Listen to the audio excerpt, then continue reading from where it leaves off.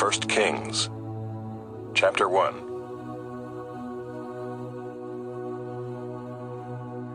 Now King David was old and advanced in years, and although they covered him with clothes, he could not get warm. Therefore his servants said to him, "Let a young woman be sought for my lord the king, and let her wait on the king and be in his service. Let her lie in your arms, that my lord the king may be warm." So they sought for a beautiful young woman throughout all the territory of Israel, and found Abishag the Shunammite, and brought her to the king. The young woman was very beautiful, and she was of service to the king, and attended to him, but the king knew her not. Now Adonijah the son of Haggith exalted himself, saying, "I will be king." And he prepared for himself chariots and horsemen, and 50 men to run before him. His father had never at any time displeased him by asking, "Why have you done thus and so?" He was also a very handsome man, and he was born next after Absalom. He conferred with Joab the son of Zeruiah, and with Abiathar the priest, and they followed Adonijah and helped him. But Zadok the priest, and Benaiah the son of Jehoiada, and Nathan the prophet, and Shimei and Rei, and David's mighty men, were not with Adonijah. Adonijah sacrificed sheep, oxen, and fattened cattle by the serpent's stone, which is beside En Rogel, and he invited all his brothers, the king's sons, and all the royal officials of Judah. But he did not invite Nathan the prophet, or Benaiah, or the mighty men, or Solomon his brother. Then Nathan said to Bathsheba, the mother of Solomon, "Have you not heard that Adonijah the son of Haggith has become king, and David our Lord does not know it? Now therefore come, let me give you advice, that you may save your own life and the life of your son Solomon. Go in at once to King David and say to him, 'Did you not, my lord the king, swear to your servant, saying, Solomon your son shall reign after me, and he shall sit on my throne? Why then is Adonijah king? Then while you are still speaking with the king, I also will come in after you and confirm your words.' So Bathsheba went to the king in his chamber. Now the king was very old, and Abishag the Shunammite was attending to the king. Bathsheba bowed and paid homage to the king, and the king said, 'What do you desire?' She said to him, 'My lord, you swore to your servant by the Lord your God, saying, Solomon your son shall reign after me, and he shall sit on my throne. And now, behold, Adonijah is king, although you, my lord the king, do not know it. He has sacrificed oxen, fattened cattle, and sheep in abundance, and has invited all the sons of the king, Abiathar the priest, and Joab the commander of the army. But Solomon your servant he has not invited. And now, my lord the king, the eyes of all Israel are on you, to tell them who shall sit on the throne of my lord the king after him. Otherwise it will come to pass, when my lord the king sleeps with his fathers, that I and my son Solomon will be counted offenders.' While she was still speaking with the king, Nathan the prophet came in, and they told the king, 'Here is Nathan the prophet.' And when he came in before the king, he bowed before the king with his face to the ground. And Nathan said, 'My lord the king, have you said, Adonijah shall reign after me, and he shall sit on my throne? For he has gone down this day and has sacrificed oxen, fattened cattle, and sheep in abundance, and has invited all the king's sons, the commanders of the army, and Abiathar the priest. And behold, they are eating and drinking before him, and saying, Long live King Adonijah. But me, your servant, and Zadok the priest, and Benaiah the son of Jehoiada, and your servant Solomon, he has not invited. Has this thing been brought about by my lord the king, and you have not told your servants who should sit on the throne of my lord the king after him?' Then King David answered, 'Call Bathsheba to me.' So she came into the king's presence and stood before the king.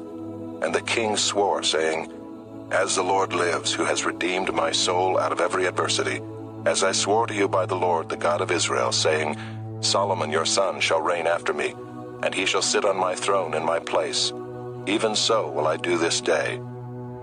Then Bathsheba bowed with her face to the ground and paid homage to the king, and said, 'May my lord King David live forever.' King David said, 'Call to me Zadok the priest, Nathan the prophet, and Benaiah the son of Jehoiada.' So they came before the king, and the king said to them, 'Take with you the servants of your lord, and have Solomon my son ride on my own mule, and bring him down to Gihon. And let Zadok the priest and Nathan the prophet there anoint him king over Israel. Then blow the trumpet and say, Long live King Solomon. You shall then come up after him, and he shall come and sit on my throne, for he shall be king in my place. And I have appointed him to be ruler over Israel and over Judah. And Benaiah the son of Jehoiada answered the king, Amen. May the Lord, the God of my lord the king, say so. As the Lord has been with my lord the king, even so may he be with Solomon, and make his throne greater than the throne of my lord King David. So Zadok the priest, Nathan the prophet, and Benaiah the son of Jehoiada, and the Kerethites and the Pelethites went down and had Solomon ride on King David's mule, and brought him to Gihon. There Zadok the priest took the horn of oil from the tent and anointed Solomon. Then they blew the trumpet, and all the people said, Long live King Solomon! And all the people went up after him, playing on pipes and rejoicing with great joy, so that the earth was split by their noise. Adonijah and all the guests who were with him heard it as they finished feasting. And when Joab heard the sound of the trumpet, he said, What does this uproar in the city mean? While he was still speaking, behold, Jonathan the son of Abiathar the priest came. And Adonijah said, Come in, for you are a worthy man, and bring good news. Jonathan answered Adonijah, No, for our lord King David has made Solomon king, and the king has sent with him Zadok the priest, Nathan the prophet, and Benaiah the son of Jehoiada, and the Kerethites and the Pelethites. And they had him ride on the king's mule.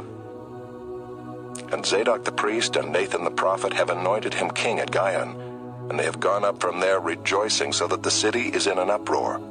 This is the noise that you have heard. Solomon sits on the royal throne. Moreover, the king's servants came to congratulate our lord King David, saying, May your God make the name of Solomon more famous than yours, and make his throne greater than your throne. And the king bowed himself on the bed.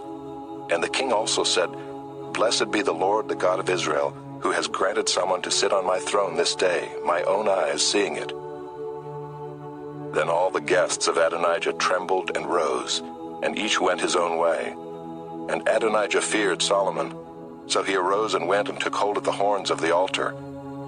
Then it was told Solomon, Behold, Adonijah fears King Solomon, for behold, he has laid hold of the horns of the altar, saying, Let King Solomon swear to me first that he will not put his servant to death with the sword. And Solomon said, If he will show himself a worthy man, not one of his hairs shall fall to the earth.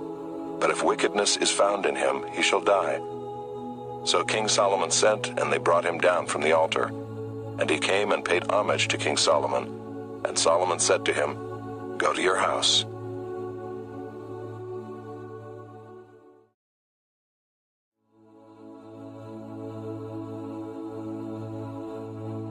Chapter 2.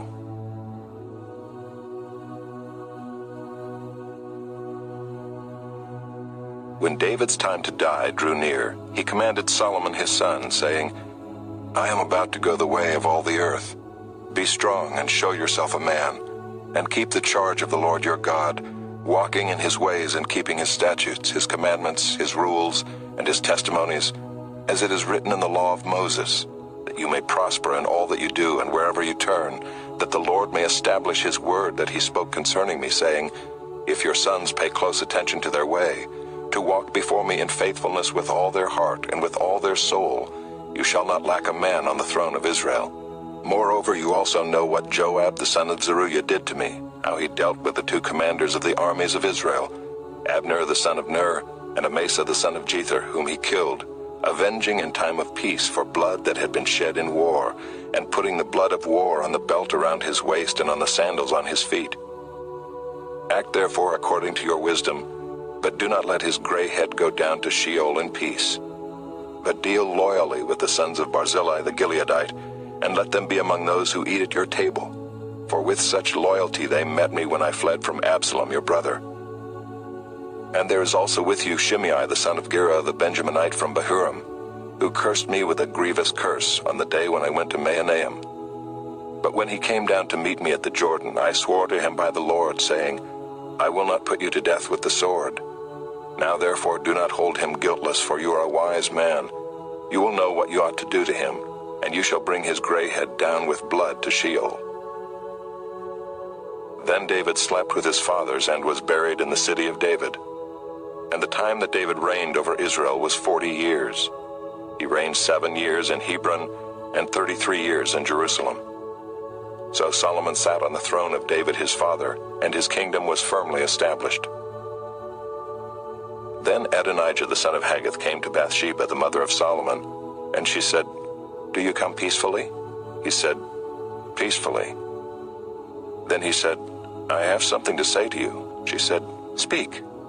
He said, "You know that the kingdom was mine, and that all Israel fully expected me to reign. However, the kingdom has turned about and become my brother's, for it was his from the Lord. And now I have one request to make of you. Do not refuse me." She said to him, "Speak." And he said, "Please ask King Solomon, he will not refuse you, to give me Abishag the Shunammite as my wife." Bathsheba said, "Very well, I will speak for you to the king." So Bathsheba went to King Solomon to speak to him on behalf of Adonijah. And the king rose to meet her and bowed down to her. Then he sat on his throne and had a seat brought for the king's mother, and she sat on his right. Then she said, "I have one small request to make of you. Do not refuse me." And the king said to her, "Make your request, my mother, for I will not refuse you." She said, "Let Abishag the Shunammite be given to Adonijah your brother as his wife."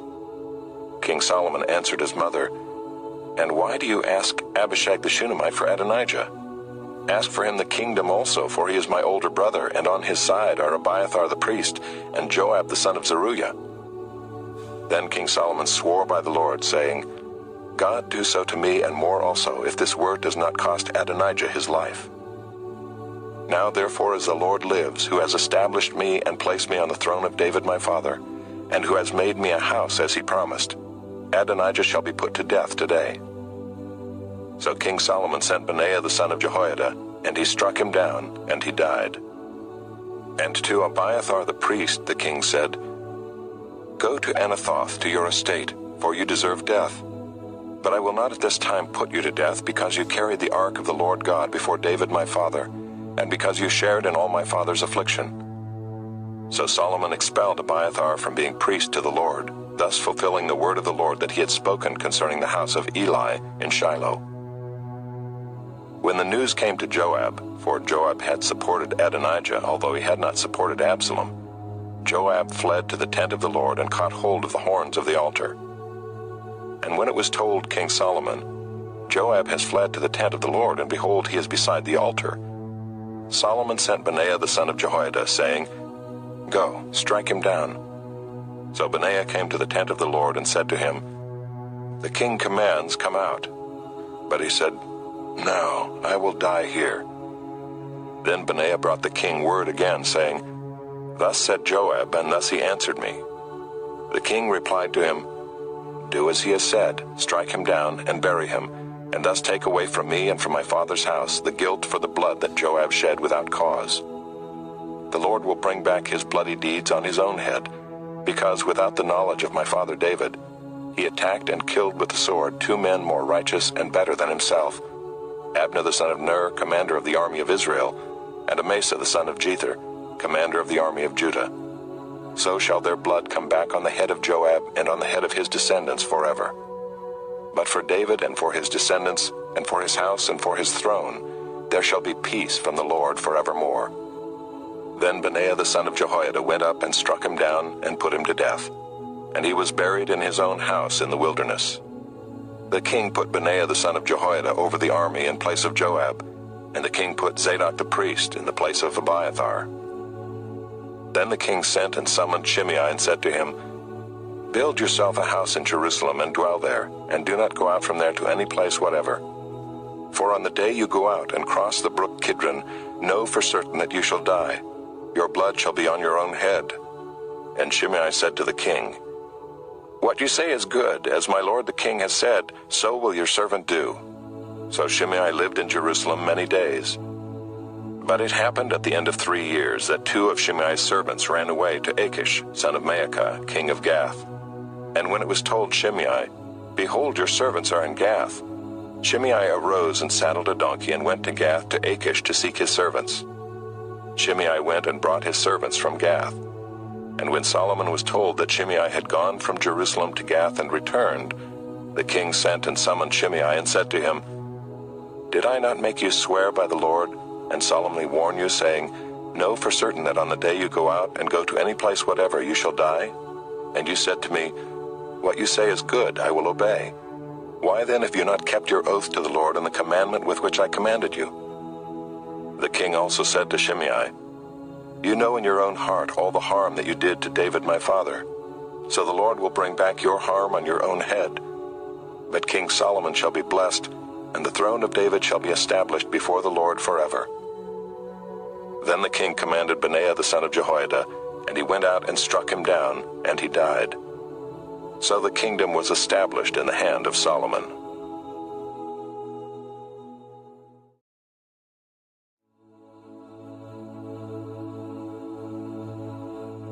Chapter 3.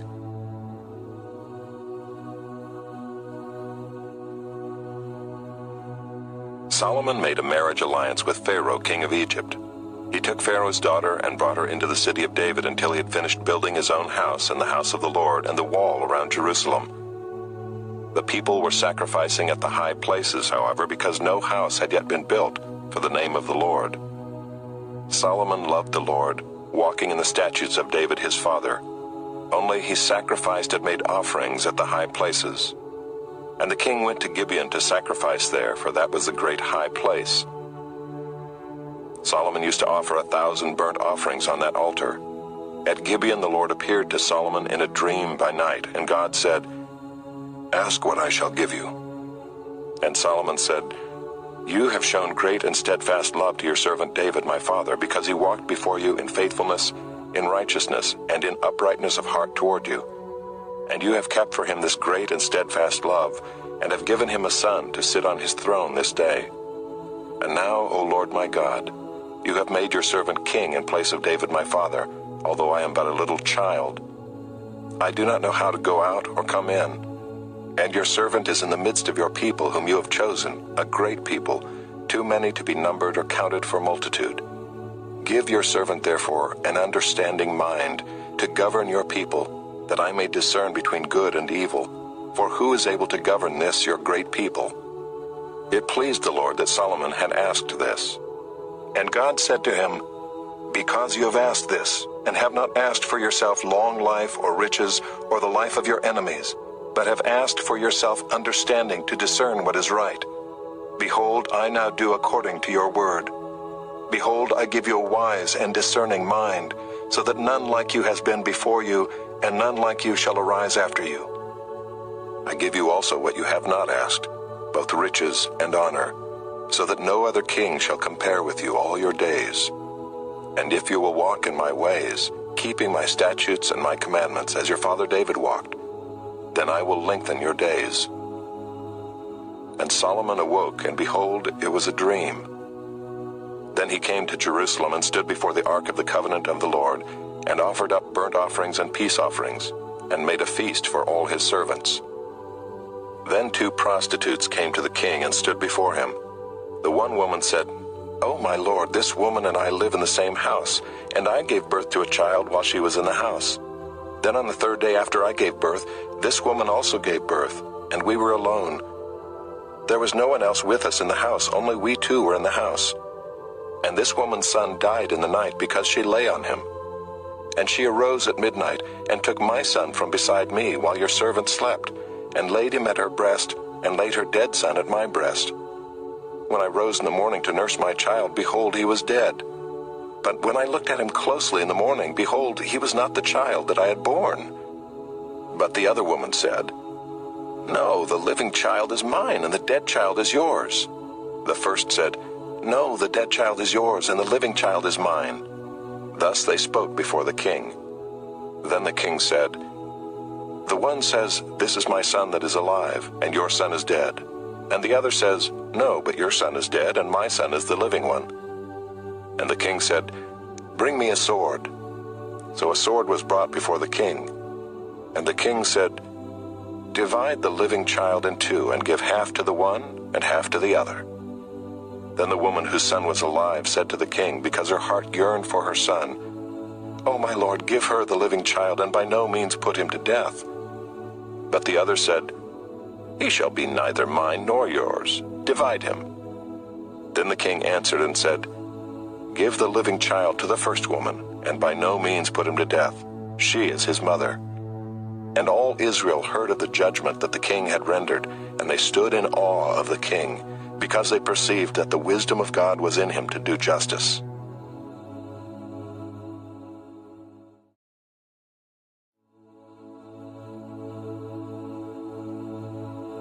Chapter 4.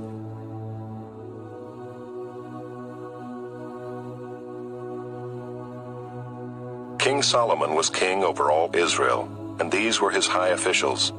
Azariah the son of Zadok was the priest. Elihoreph and Ahijah the sons of Shisha were secretaries. Jehoshaphat the son of Ahilud was recorder. Benaiah the son of Jehoiada was in command of the army. Zadok and Abiathar were priests. Azariah the son of Nathan was over the officers. Zabad the son of Nathan was priest and king's friend. Ahijah was in charge of the palace, and Adoniram the son of Abda was in charge of the forced labor. Solomon had 12 officers over all Israel, who provided food for the king and his household. Each man had to make provision for 1 month in the year. These were their names: Ben-Hur in the hill country of Ephraim, Ben-Deker in Makaz, Shaalbim, Beth-Shemesh, and Elon-Beth-Hanan, Ben-Hesed in Arubath. To him belonged Soko and all the land of Hepher. Ben-Abinadab in all Naphath Dor. He had Taphath, the daughter of Solomon, as his wife. Baanah the son of Ahilud in Taanach, Megiddo and all Beth-Shean that is beside Zarethan below Jezreel, and from Beth-Shean to Abel-Maholah, as far as the other side of Jokmeam. Ben-Geber in Ramoth-Gilead. He had the villages of Jair the son of Manasseh, which are in Gilead, and he had the region of Argob, which is in Bashan, 60 great cities with walls and bronze bars. Ahinadab the son of Iddo in Mahanaim, Ahimaaz in Naphtali. He had taken Basemath the daughter of Solomon as his wife. Baanah the son of Hushai in Asher and Baaloth. Jehoshaphat the son of Paruiah in Issachar. Shimei the son of Elah in Benjamin. Geber the son of Uri in the land of Gilead, the country of Sihon king of the Amorites and of Og king of Bashan. And there was one governor who was over the land. Judah and Israel were as many as the sand by the sea. They ate and drank and were happy. Solomon ruled over all the kingdoms from the Euphrates to the land of the Philistines and to the border of Egypt. They brought tribute and served Solomon all the days of his life. Solomon's provision for 1 day was 30 cores of fine flour and 60 cores of meal, 10 fat oxen and 20 pasture-fed cattle, 100 sheep, besides deer, gazelles, roebucks, and fattened fowl. For he had dominion over all the region west of the Euphrates, from Tiphsah to Gaza, over all the kings west of the Euphrates. And he had peace on all sides around him. And Judah and Israel lived in safety, from Dan even to Beersheba, every man under his vine and under his fig tree, all the days of Solomon. Solomon also had 40,000 stalls of horses for his chariots, and 12,000 horsemen. And those officers supplied provisions for King Solomon and for all who came to King Solomon's table, each one in his month. They let nothing be lacking. Barley also and straw for the horses and swift steeds they brought to the place where it was required, each according to his duty. And God gave Solomon wisdom and understanding beyond measure, and breadth of mind like the sand on the seashore, so that Solomon's wisdom surpassed the wisdom of all the people of the east and all the wisdom of Egypt. For he was wiser than all other men, wiser than Ethan the Ezrahite, and Heman, Calcol, and Darda the sons of Mahol, and his fame was in all the surrounding nations. He also spoke 3,000 proverbs, and his songs were 1,005. He spoke of trees, from the cedar that is in Lebanon to the hyssop that grows out of the wall. He spoke also of beasts, and of birds, and of reptiles, and of fish. And people of all nations came to hear the wisdom of Solomon, and from all the kings of the earth who had heard of his wisdom.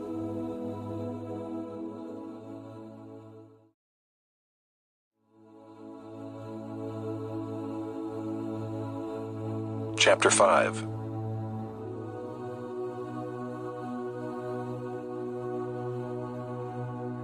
Now Hiram, king of Tyre, sent his servants to Solomon when he heard that they had anointed him king in place of his father, for Hiram always loved David. And Solomon sent word to Hiram, You know that David my father could not build a house for the name of the Lord his God because of the warfare with which his enemies surrounded him, until the Lord put them under the soles of his feet. But now the Lord my God has given me rest on every side. There is neither adversary nor misfortune. And so I intend to build a house for the name of the Lord my God, as the Lord said to David my father, Your son, whom I will set on your throne in your place, shall build the house for my name. Now therefore command that cedars of Lebanon be cut for me, and my servants will join your servants, and I will pay you for your servants such wages as you set, for you know that there is no one among us who knows how to cut timber like the Sidonians. As soon as Hiram heard the words of Solomon, he rejoiced greatly and said, Blessed be the Lord this day, who has given to David a wise son to be over this great people. And Hiram sent to Solomon, saying, I have heard the message that you have sent to me. I am ready to do all you desire in the matter of cedar and cypress timber. My servant shall bring it down to the sea from Lebanon, and I will make it into rafts to go by sea to the place you direct. And I will have them broken up there, and you shall receive it. And you shall meet my wishes by providing food for my household. So Hiram supplied Solomon with all the timber of cedar and cypress that he desired, while Solomon gave Hiram 20,000 cores of wheat as food for his household, and 20,000 cores of beaten oil. Solomon gave this to Hiram year by year, and the Lord gave Solomon wisdom as he promised him. And there was peace between Hiram and Solomon, and the two of them made a treaty. King Solomon drafted forced labor out of all Israel, and the draft numbered 30,000 men. And he sent them to Lebanon, 10,000 a month in shifts. They would be a month in Lebanon and 2 months at home. Adoniram was in charge of the draft. Solomon also had 70,000 burden bearers and 80,000 stone cutters in the hill country, besides Solomon's 3,300 chief officers who were over the work, who had charge of the people who carried on the work. At the king's command, they quarried out great, costly stones in order to lay the foundation of the house with dressed stones. So Solomon's builders and Hiram's builders and the men of Gebal did the cutting and prepared the timber and the stone to build the house.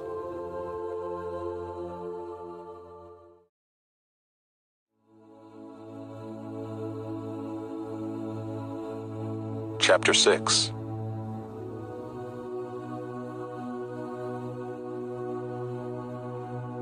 In the 480th year after the people of Israel came out of the land of Egypt, in the 4th year of Solomon's reign over Israel, in the month of Ziv, which is the 2nd month, he began to build the house of the Lord.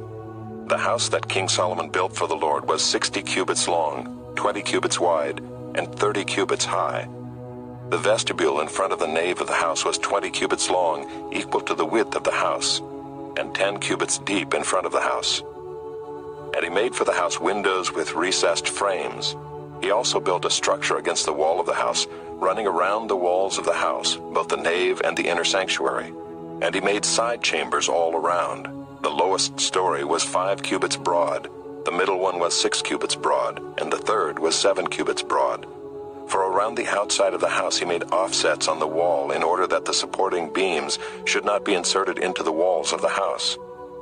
When the house was built, it was with stone prepared at the quarry, so that neither hammer nor axe nor any tool of iron was heard in the house while it was being built. The entrance for the lowest story was on the south side of the house, and one went up by stairs to the middle story, and from the middle story to the third. So he built the house and finished it, and he made the ceiling of the house of beams and planks of cedar. He built the structure against the whole house, 5 cubits high, and it was joined to the house with timbers of cedar. Now the word of the Lord came to Solomon, concerning this house that you are building, if you will walk in my statutes and obey my rules and keep all my commandments and walk in them, then I will establish my word with you, which I spoke to David your father, and I will dwell among the children of Israel and will not forsake my people Israel. So Solomon built the house and finished it. He lined the walls of the house on the inside with boards of cedar. From the floor of the house to the walls of the ceiling, he covered them on the inside with wood, and he covered the floor of the house with boards of cypress. He built 20 cubits of the rear of the house with boards of cedar from the floor to the walls, and he built this within as an inner sanctuary, as the most holy place. The house, that is, the nave in front of the inner sanctuary, was 40 cubits long. The cedar within the house was carved in the form of gourds and open flowers. All was cedar, no stone was seen. The inner sanctuary he prepared in the innermost part of the house to set there the ark of the covenant of the Lord. The inner sanctuary was 20 cubits long, 20 cubits wide, and 20 cubits high, and he overlaid it with pure gold. He also overlaid an altar of cedar. And Solomon overlaid the inside of the house with pure gold, and he drew chains of gold across in front of the inner sanctuary, and overlaid it with gold. And he overlaid the whole house with gold, until all the house was finished. Also the whole altar that belonged to the inner sanctuary he overlaid with gold. In the inner sanctuary he made 2 cherubim of olive wood, each 10 cubits high. 5 cubits was the length of one wing of the cherub, and 5 cubits the length of the other wing of the cherub.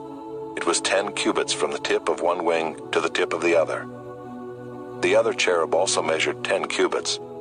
Both cherubim had the same measure and the same form. The height of one cherub was 10 cubits, and so was that of the other cherub. He put the cherubim in the innermost part of the house, and the wings of the cherubim were spread out so that a wing of one touched the one wall, and a wing of the other cherub touched the other wall.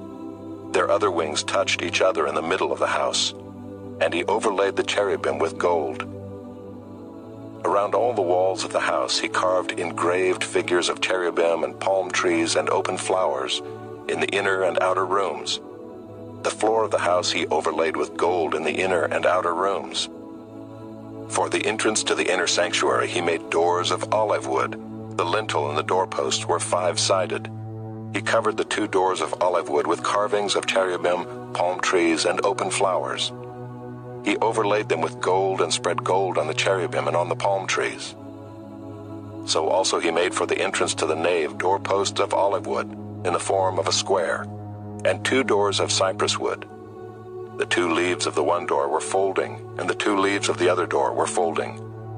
On them he carved cherubim and palm trees and open flowers, and he overlaid them with gold evenly applied on the carved work. He built the inner court with 3 courses of cut stone and 1 course of cedar beams. In the 4th year the foundation of the house of the Lord was laid in the month of Ziv, and in the 11th year, in the month of Bul, which is the 8th month, the house was finished in all its parts, and according to all its specifications. He was 7 years in building it.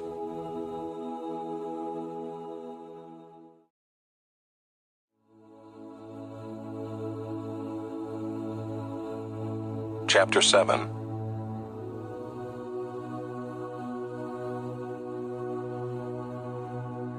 Solomon was building his own house 13 years, and he finished his entire house. He built a house of the forest of Lebanon. Its length was 100 cubits, and its breadth 50 cubits, and its height 30 cubits, and it was built on 4 rows of cedar pillars, with cedar beams on the pillars. And it was covered with cedar above the chambers that were on the 45 pillars, 15 in each row. There were window frames in 3 rows, and window opposite window in 3 tiers. All the doorways and windows had square frames, and window was opposite window in 3 tiers. And he made the hall of pillars. Its length was 50 cubits, and its breadth 30 cubits. There was a porch in front with pillars, and a canopy in front of them. And he made the hall of the throne, where he was to pronounce judgment, even the hall of judgment. It was finished with cedar from floor to rafters. His own house, where he was to dwell, in the other court back of the hall, was of like workmanship. Solomon also made a house like this hall for Pharaoh's daughter, whom he had taken in marriage. All these were made of costly stones, cut according to measure, sawed with saws, back and front, even from the foundation to the coping, and from the outside to the great court. The foundation was of costly stones, huge stones, stones of 8 and 10 cubits, and above were costly stones cut according to measurement and cedar. The great court had 3 courses of cut stone all around, and a course of cedar beams. So had the inner court of the house of the Lord, and the vestibule of the house. And King Solomon sent and brought Hiram from Tyre. He was the son of a widow of the tribe of Naphtali, and his father was a man of Tyre, a worker in bronze. And he was full of wisdom, understanding, and skill for making any work in bronze. He came to King Solomon and did all his work. He cast 2 pillars of bronze. 18 cubits was the height of one pillar, and a line of 12 cubits measured its circumference. It was hollow, and its thickness was 4 fingers. The second pillar was the same. He also made 2 capitals of cast bronze to set on the tops of the pillars. The height of the one capital was 5 cubits, and the height of the other capital was 5 cubits. There were lattices of checker work with wreaths of chain work for the capitals on the tops of the pillars, a lattice for the one capital, and a lattice for the other capital. Likewise, he made pomegranates in 2 rows around the one lattice work to cover the capital that was on the top of the pillar, and he did the same with the other capital. Now the capitals that were on the tops of the pillars in the vestibule were of lily work, 4 cubits. The capitals were on the 2 pillars and also above the rounded projection which was beside the lattice work. There were 200 pomegranates in 2 rows all around, and so with the other capital. He set up the pillars at the vestibule of the temple. He set up the pillar on the south and called its name Jachin, and he set up the pillar on the north and called its name Boaz. And on the tops of the pillars was lily work. Thus the work of the pillars was finished. Then he made the sea of cast metal. It was round, 10 cubits from brim to brim, and 5 cubits high, and a line of 30 cubits measured its circumference. Under its brim were gourds for 10 cubits, compassing the sea all around. The gourds were in 2 rows, cast with it when it was cast. It stood on 12 oxen, 3 facing north, 3 facing west, 3 facing south, and 3 facing east. The sea was set on them, and all their rear parts were inward. Its thickness was a handbreadth, and its brim was made like the brim of a cup, like the flower of a lily. It held 2,000 baths. He also made the 10 stands of bronze. Each stand was 4 cubits long, 4 cubits wide, and 3 cubits high. This was the construction of the stands. They had panels, and the panels were set in the frames.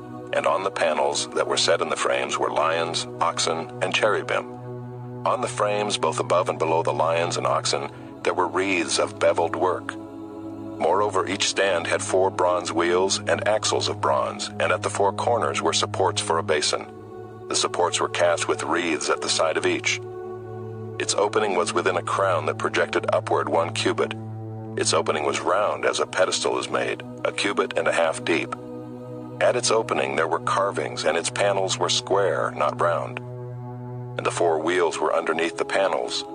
The axles of the wheels were of one piece with the stands, and the height of the wheel was 1.5 cubits. The wheels were made like a chariot wheel. Their axles, their rims, their spokes, and their hubs were all cast. There were 4 supports at the 4 corners of each stand. The supports were of one piece with the stands. And on the top of the stand there was a round band 0.5 cubit high, and on the top of the stand its stays and its panels were of one piece with it. And on the surfaces of its stays and on its panels he carved cherubim, lions, and palm trees, according to the space of each, with wreaths all around. After this manner he made the 10 stands. All of them were cast alike, of the same measure and the same form. And he made 10 basins of bronze. Each basin held 40 baths. Each basin measured 4 cubits, and there was a basin for each of the 10 stands. And he set the stands, 5 on the south side of the house, and 5 on the north side of the house. And he set the sea at the southeast corner of the house. Hiram also made the pots, the shovels, and the basins.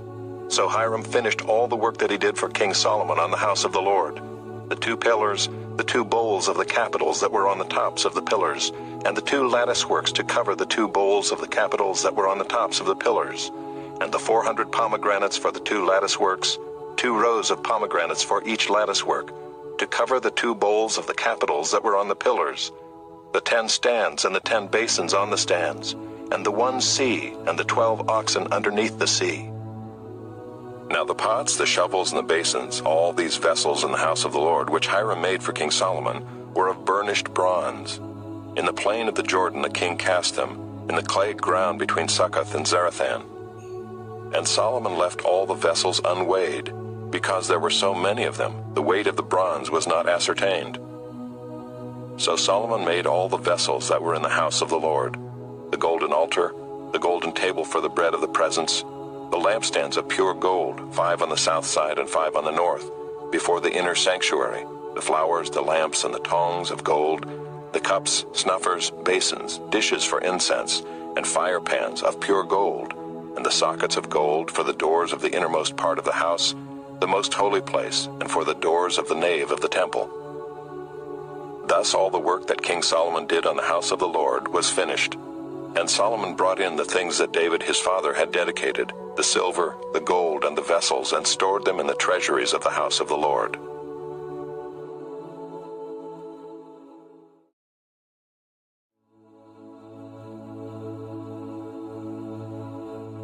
Chapter 8.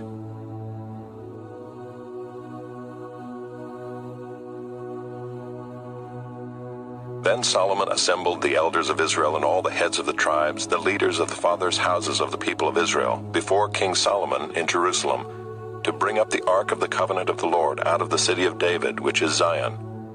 And all the men of Israel assembled to King Solomon at the feast in the month of Ethanim, which is the 7th month. And all the elders of Israel came, and the priests took up the ark. And they brought up the ark of the Lord, the tent of meeting, and all the holy vessels that were in the tent. The priest and the Levites brought them up. And King Solomon and all the congregation of Israel, who had assembled before him, were with him before the ark, sacrificing so many sheep and oxen that they could not be counted or numbered. Then the priests brought the ark of the covenant of the Lord to its place in the inner sanctuary of the house, in the most holy place, underneath the wings of the cherubim. For the cherubim spread out their wings over the place of the ark, so that the cherubim overshadowed the ark and its poles. And the poles were so long that the ends of the poles were seen from the holy place before the inner sanctuary, but they could not be seen from outside. And they are there to this day. There was nothing in the ark except the 2 tablets of stone that Moses put there at Horeb, where the Lord made a covenant with the people of Israel when they came out of the land of Egypt. And when the priests came out of the holy place, a cloud filled the house of the Lord, so that the priests could not stand to minister because of the cloud, for the glory of the Lord filled the house of the Lord. Then Solomon said, "The Lord has said that he would dwell in thick darkness. I have indeed built you an exalted house, a place for you to dwell in forever." Then the king turned around and blessed all the assembly of Israel, while all the assembly of Israel stood.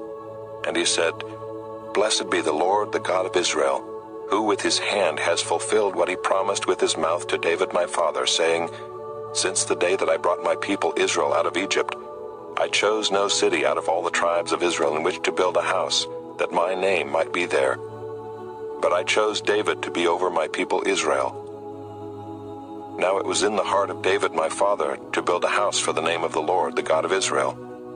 But the Lord said to David my father, Whereas it was in your heart to build a house for my name, you did well that it was in your heart. Nevertheless, you shall not build the house, but your son, who shall be born to you, shall build the house for my name. Now the Lord has fulfilled his promise that he made. For I have risen in the place of David my father, and sit on the throne of Israel as the Lord promised, and have built the house for the name of the Lord, the God of Israel. And there I have provided a place for the ark, in which is the covenant of the Lord that he made with our fathers, when he brought them out of the land of Egypt. Then Solomon stood before the altar of the Lord in the presence of all the assembly of Israel, and spread out his hands toward heaven, and said, O Lord God of Israel, there is no God like you, in heaven above or on earth beneath, keeping covenant and showing steadfast love to your servants who walk before you with all their heart. You have kept with your servant David my father what you declared to him. You spoke with your mouth, and with your hand have fulfilled it this day. Now therefore, O Lord, God of Israel, keep for your servant David my father what you have promised him, saying, You shall not lack a man to sit before me on the throne of Israel, if only your sons pay close attention to their way, to walk before me as you have walked before me. Now therefore, O God of Israel, let your word be confirmed, which you have spoken to your servant David my father. But will God indeed dwell on the earth? Behold, heaven and the highest heaven cannot contain you. How much less this house that I have built? Yet have regard to the prayer of your servant, and to his plea, O Lord my God, listening to the cry and to the prayer that your servant prays before you this day, that your eyes may be open night and day toward this house, the place of which you have said, my name shall be there, that you may listen to the prayer that your servant offers toward this place, and listen to the plea of your servant and of your people Israel when they pray toward this place.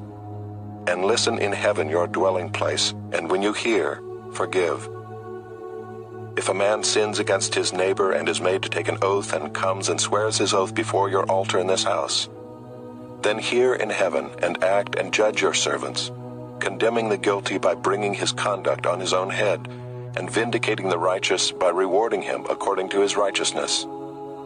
When your people Israel are defeated before the enemy because they have sinned against you, and if they turn again to you and acknowledge your name, and pray and plead with you in this house, then hear in heaven and forgive the sin of your people Israel, and bring them again to the land that you gave to their fathers. When heaven is shut up and there is no rain because they have sinned against you, if they pray toward this place and acknowledge your name and turn from their sin when you afflict them, then hear in heaven and forgive the sin of your servants, your people Israel, when you teach them the good way in which they should walk, and grant rain upon your land, which you have given to your people as an inheritance.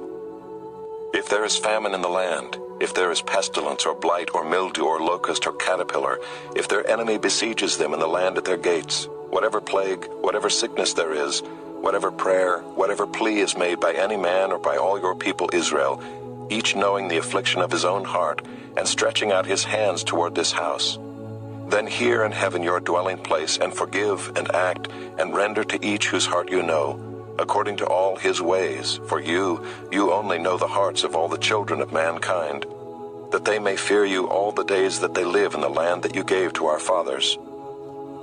Likewise, when a foreigner who is not of your people Israel comes from a far country for your name's sake, for they shall hear of your great name and your mighty hand, and of your outstretched arm, when he comes and prays toward this house, hear in heaven your dwelling place, and do according to all for which the foreigner calls to you, in order that all the peoples of the earth may know your name, and fear you, as do your people Israel, and that they may know that this house that I have built is called by your name.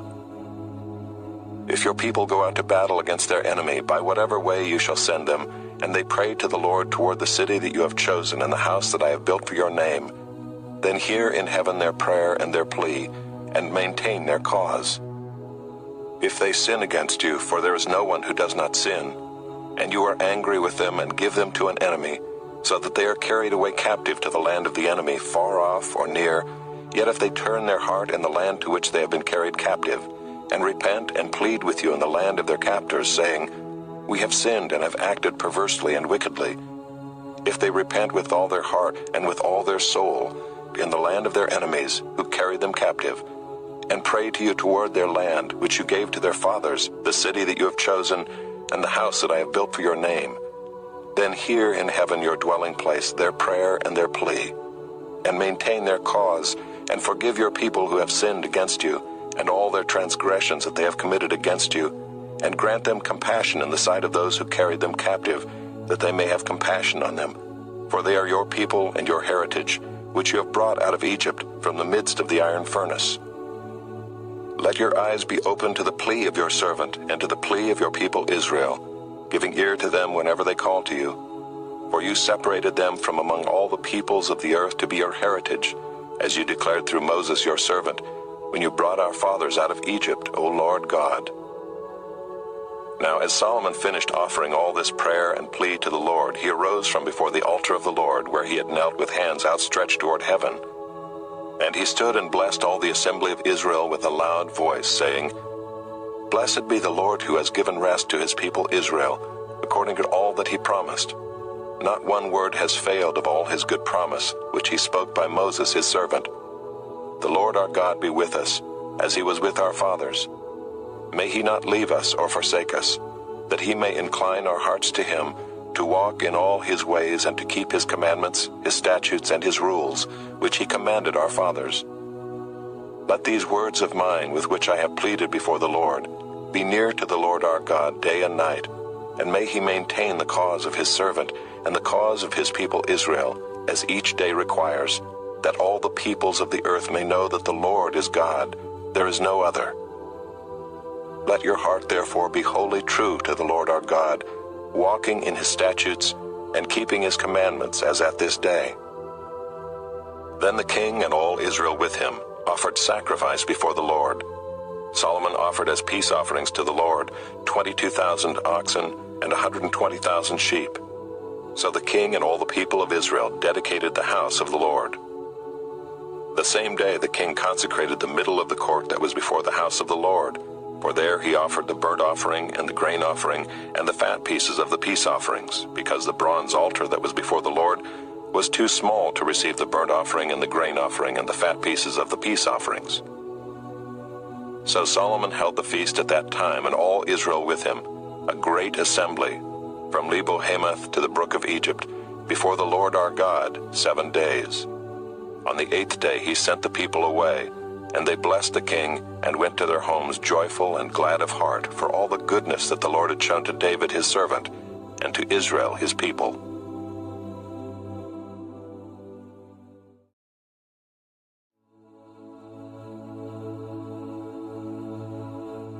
Chapter 9.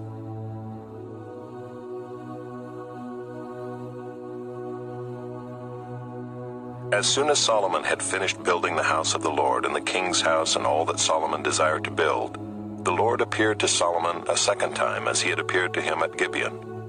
And the Lord said to him, I have heard your prayer and your plea which you have made before me. I have consecrated this house that you have built by putting my name there forever. My eyes and my heart will be there for all time. And as for you, if you will walk before me as David your father walked, with integrity of heart and uprightness, doing according to all that I have commanded you, and keeping my statutes and my rules, then I will establish your royal throne over Israel forever, as I promised David your father, saying, You shall not lack a man on the throne of Israel. But if you turn aside from following me, you or your children, and do not keep my commandments and my statutes that I have set before you, but go and serve other gods and worship them, then I will cut off Israel from the land that I have given them, and the house that I have consecrated for my name I will cast out of my sight. And Israel will become a proverb and a byword among all peoples. And this house will become a heap of ruins. Everyone passing by it will be astonished and will hiss, and they will say, Why has the Lord done thus to this land and to this house? Then they will say, Because they abandoned the Lord their God who brought their fathers out of the land of Egypt, and laid hold on other gods, and worshipped them and served them. Therefore the Lord has brought all this disaster on them. At the end of 20 years in which Solomon had built the 2 houses, the house of the Lord and the king's house, and Hiram king of Tyre had supplied Solomon with cedar and cypress timber and gold, as much as he desired, King Solomon gave to Hiram 20 cities in the land of Galilee. But when Hiram came from Tyre to see the cities that Solomon had given him, they did not please him. Therefore he said, What kind of cities are these that you have given me, my brother? So they are called the land of Cable to this day. Hiram had sent to the king 120 talents of gold. And this is the account of the forced labor that King Solomon drafted to build the house of the Lord, and his own house, and the Millo, and the wall of Jerusalem, and Hazor, and Megiddo, and Gezer.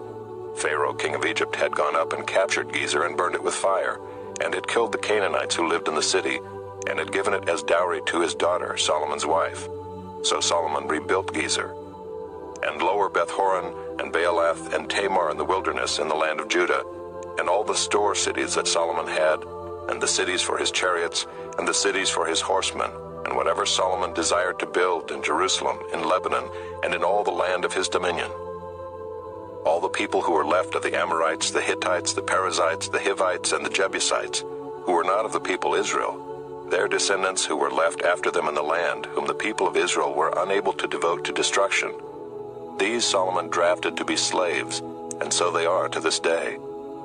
But of the people of Israel Solomon made no slaves. They were the soldiers, they were his officials, his commanders, his captains, his chariot commanders, and his horsemen. These were the chief officers who were over Solomon's work, 550 who had charge of the people who carried on the work. But Pharaoh's daughter went up from the city of David to her own house that Solomon had built for her. Then he built the Millo. 3 times a year Solomon used to offer up burnt offerings and peace offerings on the altar that he built to the Lord, making offerings with it before the Lord. So he finished the house. King Solomon built a fleet of ships at Ezion-Geber, which is near Eloth on the shore of the Red Sea in the land of Edom. And Hiram sent with the fleet his servants, seamen who were familiar with the sea, together with the servants of Solomon. And they went to Ophir and brought from there gold, 420 talents, and they brought it to King Solomon.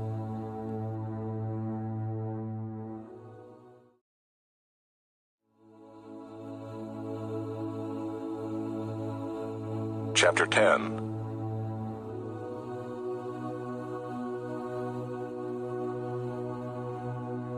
Now when the queen of Sheba heard of the fame of Solomon concerning the name of the Lord, she came to test him with hard questions. She came to Jerusalem with a very great retinue, with camels bearing spices, and very much gold and precious stones. And when she came to Solomon, she told him all that was on her mind. And Solomon answered all her questions. There was nothing hidden from the king that he could not explain to her. And when the queen of Sheba had seen all the wisdom of Solomon, the house that he had built, the food of his table, the seating of his officials, and the attendance of his servants, their clothing, his cupbearers, and his burnt offerings that he offered at the house of the Lord, there was no more breath in her. And she said to the king, "The report was true that I heard in my own land of your words and of your wisdom, but I did not believe the reports until I came and my own eyes had seen it. And behold, the half was not told me. Your wisdom and prosperity surpassed the report that I heard. Happy are your men. Happy are your servants who continually stand before you and hear your wisdom. Blessed be the Lord your God, who has delighted in you and set you on the throne of Israel. Because the Lord loved Israel forever, he has made you king, that you may execute justice and righteousness." Then she gave the king 120 talents of gold, and a very great quantity of spices and precious stones. Never again came such an abundance of spices as these that the queen of Sheba gave to King Solomon.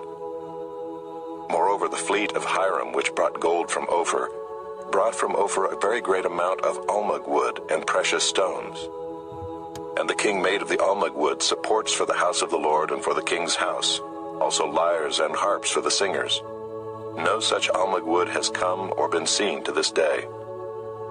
And King Solomon gave to the queen of Sheba all that she desired, whatever she asked besides what was given her by the bounty of King Solomon. So she turned and went back to her own land with her servants. Now the weight of gold that came to Solomon in 1 year was 666 talents of gold, besides that which came from the explorers and from the business of the merchants, and from all the kings of the west and from the governors of the land. King Solomon made 200 large shields of beaten gold. 600 shekels of gold went into each shield. And he made 300 shields of beaten gold. 3 minas of gold went into each shield. And the king put them in the house of the forest of Lebanon. The king also made a great ivory throne and overlaid it with the finest gold. The throne had 6 steps, and the throne had a round top, and on each side of the seat were armrests and 2 lions standing beside the armrests, while 12 lions stood there, one on each end of a step on the 6 steps. The like of it was never made in any kingdom. All King Solomon's drinking vessels were of gold, and all the vessels of the house of the forest of Lebanon were of pure gold. None were of silver. Silver was not considered as anything in the days of Solomon. For the king had a fleet of ships of Tarshish at sea with the fleet of Hiram. Once every 3 years the fleet of ships of Tarshish used to come bringing gold, silver, ivory, apes, and peacocks. Thus King Solomon excelled all the kings of the earth in riches and in wisdom. And the whole earth sought the presence of Solomon to hear his wisdom, which God had put into his mind. Every one of them brought his present, articles of silver and gold, garments, myrrh, spices, horses, and mules, so much year by year. And Solomon gathered together chariots and horsemen. He had 1,400 chariots and 12,000 horsemen, whom he stationed in the chariot cities and with the king in Jerusalem. And the king made silver as common in Jerusalem as stone, and he made cedar as plentiful as the sycamore of the Shephelah. And Solomon's import of horses was from Egypt and Cush, and the king's traders received them from Cush at a price. A chariot could be imported from Egypt for 600 shekels of silver, and a horse for 150. And so through the king's traders they were exported to all the kings of the Hittites and the kings of Syria.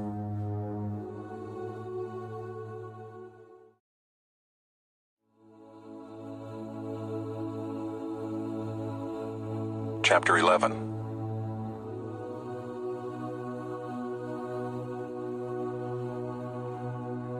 Now King Solomon loved many foreign women, along with the daughter of Pharaoh, Moabite, Ammonite, Edomite, Sidonian, and Hittite women, from the nations concerning which the Lord had said to the people of Israel, "You shall not enter into marriage with them, neither shall they with you, for surely they will turn away your heart after their gods." Solomon clung to these in love. He had 700 wives who were princesses, and 300 concubines, and his wives turned away his heart. For when Solomon was old, his wives turned away his heart after other gods, and his heart was not wholly true to the Lord his God, as was the heart of David his father. For Solomon went after Ashtoreth, the goddess of the Sidonians, and after Milcom, the abomination of the Ammonites. So Solomon did what was evil in the sight of the Lord, and did not wholly follow the Lord, as David his father had done. Then Solomon built a high place for Chemosh, the abomination of Moab, and for Molech, the abomination of the Ammonites, on the mountain east of Jerusalem. And so he did for all his foreign wives, who made offerings and sacrifice to their gods. And the Lord was angry with Solomon, because his heart had turned away from the Lord, the God of Israel, who had appeared to him twice, and had commanded him concerning this thing, that he should not go after other gods. But he did not keep what the Lord commanded. Therefore the Lord said to Solomon, "Since this has been your practice, and you have not kept my covenant and my statutes that I have commanded you, I will surely tear the kingdom from you, and will give it to your servant. Yet for the sake of David your father I will not do it in your days, but I will tear it out of the hand of your son. However, I will not tear away all the kingdom, but I will give one tribe to your son for the sake of David my servant, and for the sake of Jerusalem that I have chosen." And the Lord raised up an adversary against Solomon, Hadad the Edomite. He was of the royal house in Edom. For when David was in Edom, and Joab the commander of the army went up to bury the slain, he struck down every male in Edom. For Joab and all Israel remained there 6 months, until he had cut off every male in Edom. But Hadad fled to Egypt, together with certain Edomites of his father's servants, Hadad still being a little child. They set out from Midian and came to Paran, and took men with them from Paran and came to Egypt, to Pharaoh king of Egypt, who gave him a house and assigned him an allowance of food and gave him land. And Hadad found great favor in the sight of Pharaoh, so that he gave him in marriage the sister of his own wife, the sister of Tahpenes the queen. And the sister of Tahpenes bore him Genubath his son, whom Tahpenes weaned in Pharaoh's house. And Genubath was in Pharaoh's house among the sons of Pharaoh. But when Hadad heard in Egypt that David slept with his fathers, and that Joab the commander of the army was dead, Hadad said to Pharaoh, "Let me depart, that I may go to my own country." But Pharaoh said to him, "What have you lacked with me, that you are now seeking to go to your own country?" And he said to him, "Only let me depart." God also raised up as an adversary to him Rezin the son of Eliada, who had fled from his master Hadadezer king of Zobah. And he gathered men about him and became leader of a marauding band after the killing by David. And they went to Damascus and lived there and made him king in Damascus. He was an adversary of Israel all the days of Solomon, doing harm as Hadad did. And he loathed Israel and reigned over Syria. Jeroboam the son of Nebat, an Ephraimite of Zeradah, a servant of Solomon, whose mother's name was Zeruiah, a widow, also lifted up his hand against the king.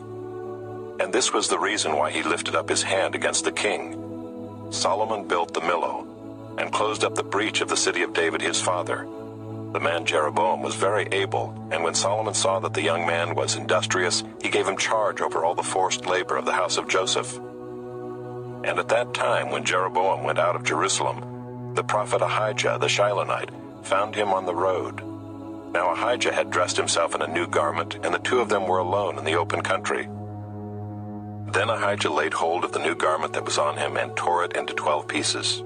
And he said to Jeroboam, "Take for yourself 10 pieces, For thus says the Lord, the God of Israel, Behold, I am about to tear the kingdom from the hand of Solomon, and will give you 10 tribes.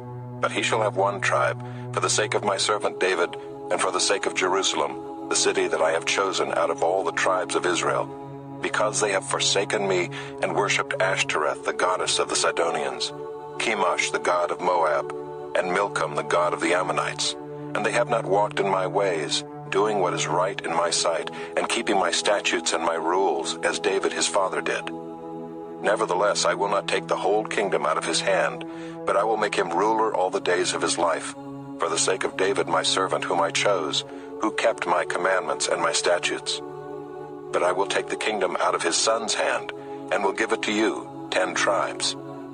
Yet to his son I will give 1 tribe, that David my servant may always have a lamp before me in Jerusalem, the city where I have chosen to put my name.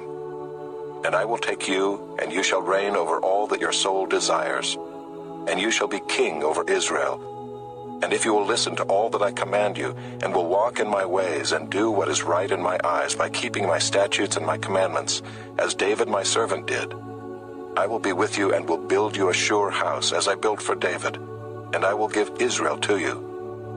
And I will afflict the offspring of David because of this, but not forever. Solomon sought therefore to kill Jeroboam. But Jeroboam arose and fled into Egypt, to Shishak king of Egypt, and was in Egypt until the death of Solomon.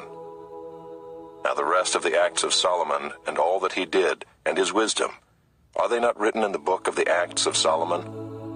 And the time that Solomon reigned in Jerusalem over all Israel was 40 years. And Solomon slept with his fathers, and was buried in the city of David his father. And Rehoboam his son reigned in his place.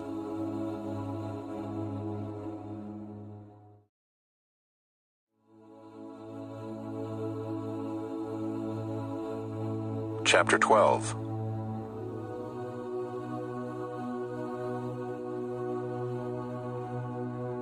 Rehoboam went to Shechem, for all Israel had come to Shechem to make him king. And as soon as Jeroboam the son of Nebat heard of it, for he was still in Egypt where he had fled from King Solomon, then Jeroboam returned from Egypt. And they sent and called him, and Jeroboam and all the assembly of Israel came and said to Rehoboam, Your father made our yoke heavy. Now therefore lighten the hard service of your father and his heavy yoke on us, and we will serve you. He said to them, Go away for 3 days, then come again to me. So the people went away. Then King Rehoboam took counsel with the old men, who had stood before Solomon his father while he was yet alive, saying, How do you advise me to answer this people? And they said to him, If you will be a servant to this people today and serve them, and speak good words to them when you answer them, then they will be your servants forever. But he abandoned the counsel that the old men gave him, and took counsel with the young men who had grown up with him and stood before him. And he said to them, What do you advise that we answer this people who have said to me, Lighten the yoke that your father put on us? And the young men who had grown up with him said to him, Thus shall you speak to this people who said to you, Your father made our yoke heavy, but you lighten it for us. Thus shall you say to them, My little finger is thicker than my father's thighs. And now, whereas my father laid on you a heavy yoke, I will add to your yoke.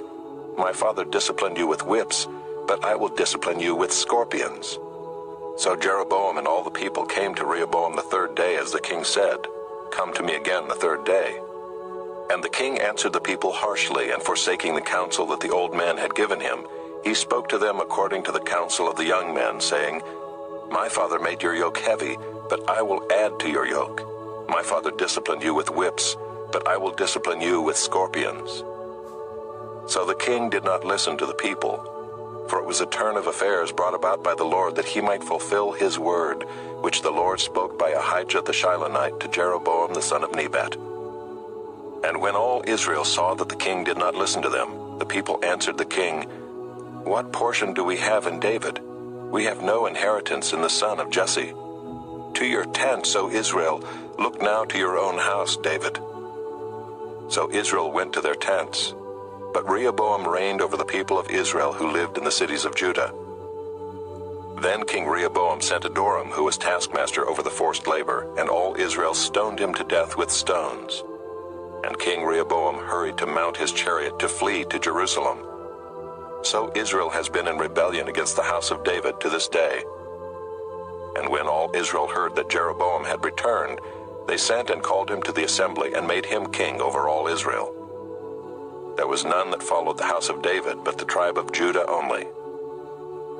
When Rehoboam came to Jerusalem, he assembled all the house of Judah and the tribe of Benjamin, 180,000 chosen warriors, to fight against the house of Israel to restore the kingdom to Rehoboam the son of Solomon. But the word of God came to Shemaiah the man of God.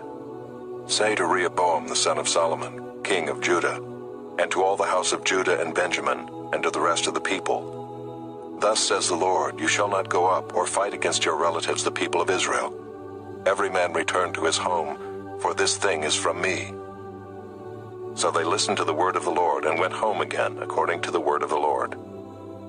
Then Jeroboam built Shechem in the hill country of Ephraim, and lived there.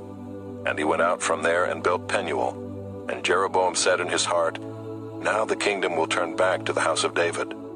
If this people go up to offer sacrifices in the temple of the Lord at Jerusalem, then the heart of this people will turn again to their Lord, to Rehoboam king of Judah, and they will kill me and return to Rehoboam king of Judah.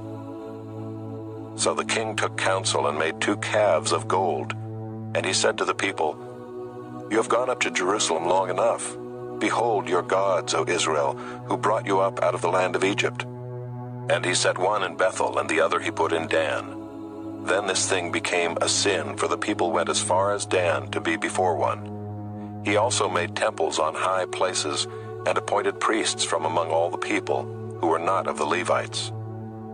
And Jeroboam appointed a feast on the 15th day of the 8th month, like the feast that was in Judah, and he offered sacrifices on the altar. So he did in Bethel, sacrificing to the calves that he made. And he placed in Bethel the priests of the high places that he had made. He went up to the altar that he had made in Bethel on the 15th day in the 8th month, in the month that he had devised from his own heart. And he instituted a feast for the people of Israel, and went up to the altar to make offerings.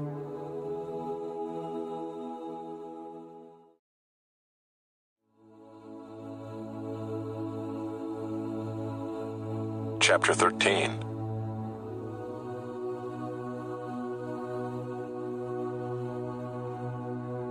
And behold, a man of God came out of Judah by the word of the Lord to Bethel. Jeroboam was standing by the altar to make offerings.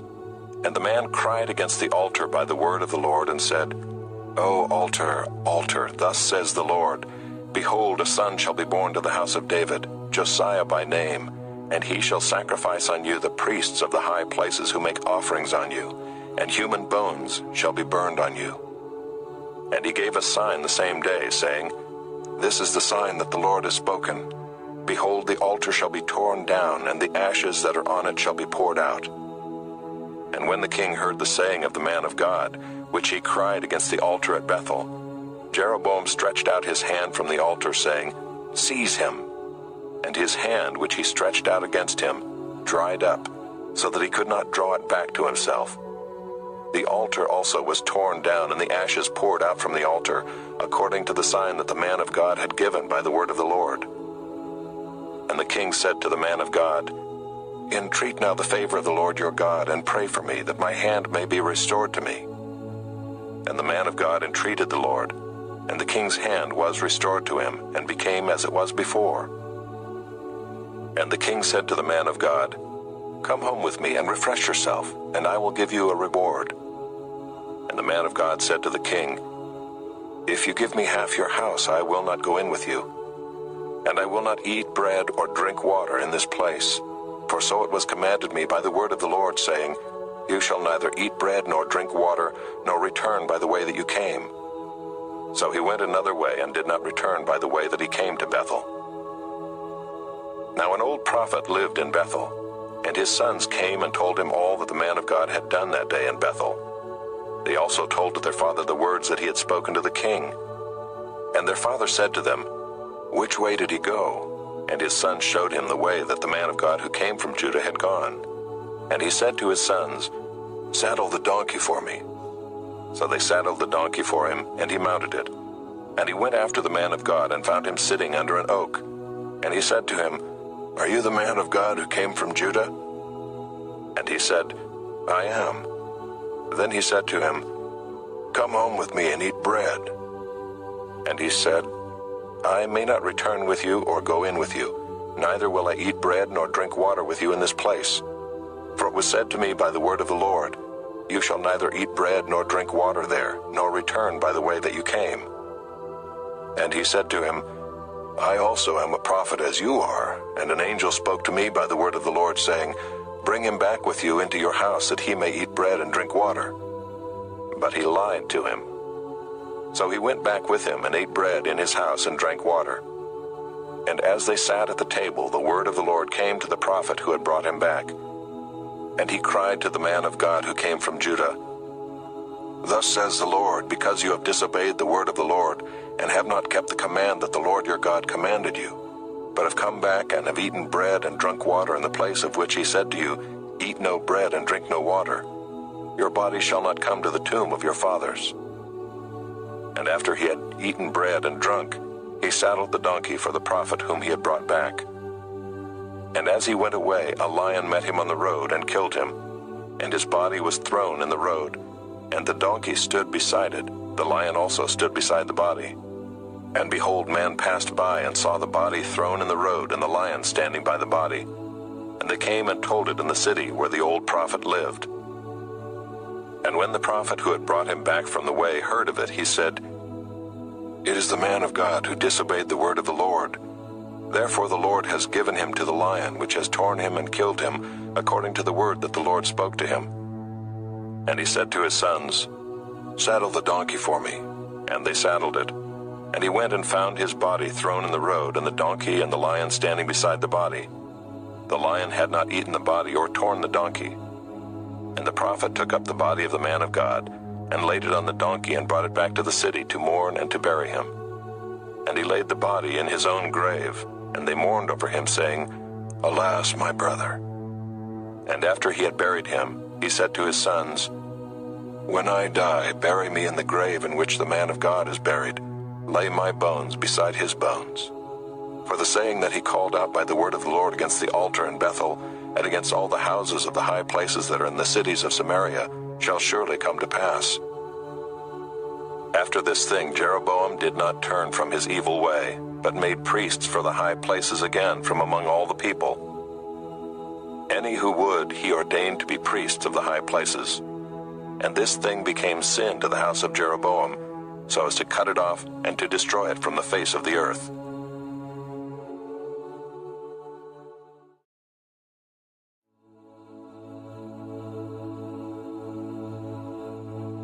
Chapter 14.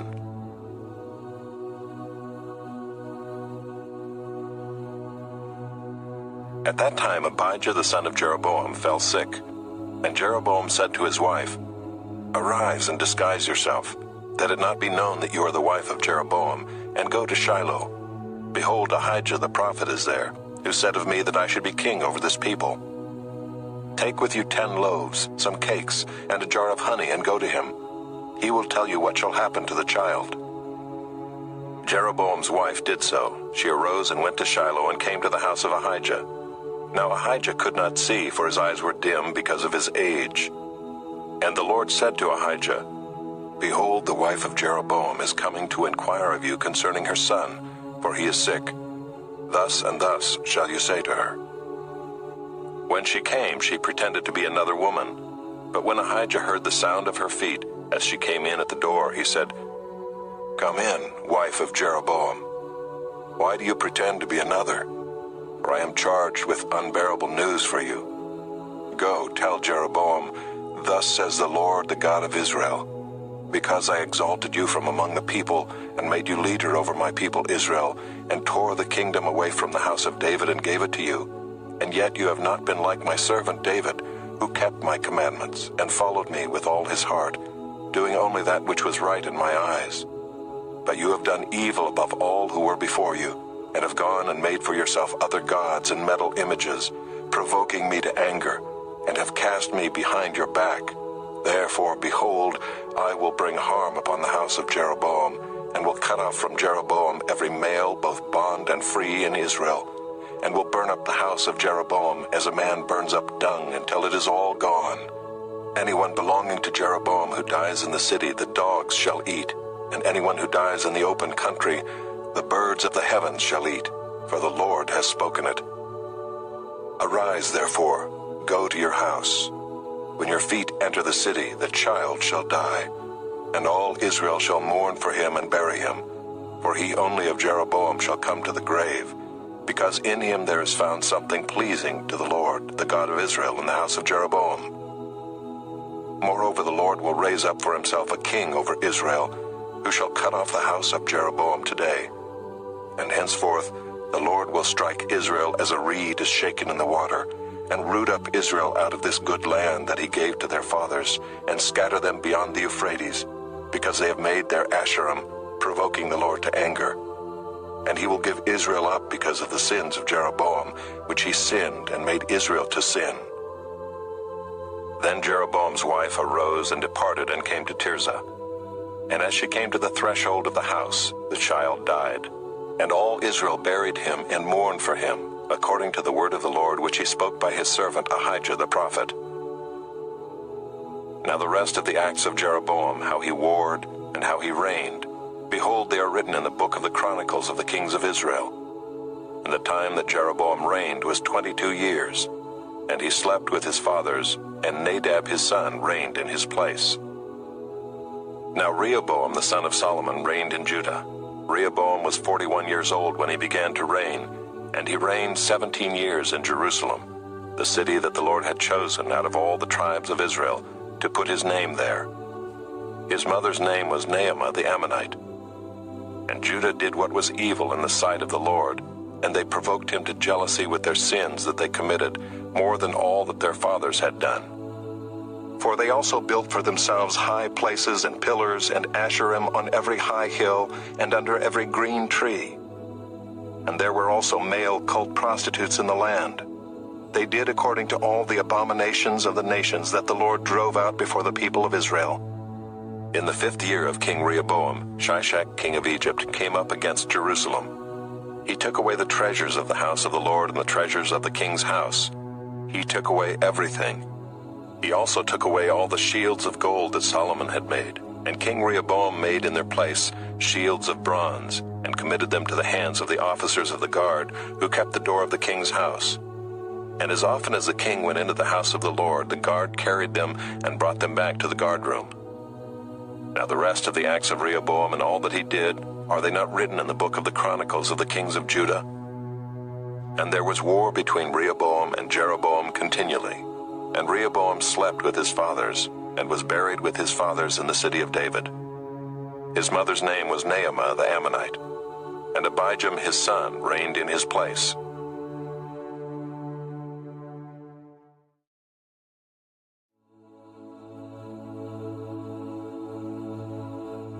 Chapter 15.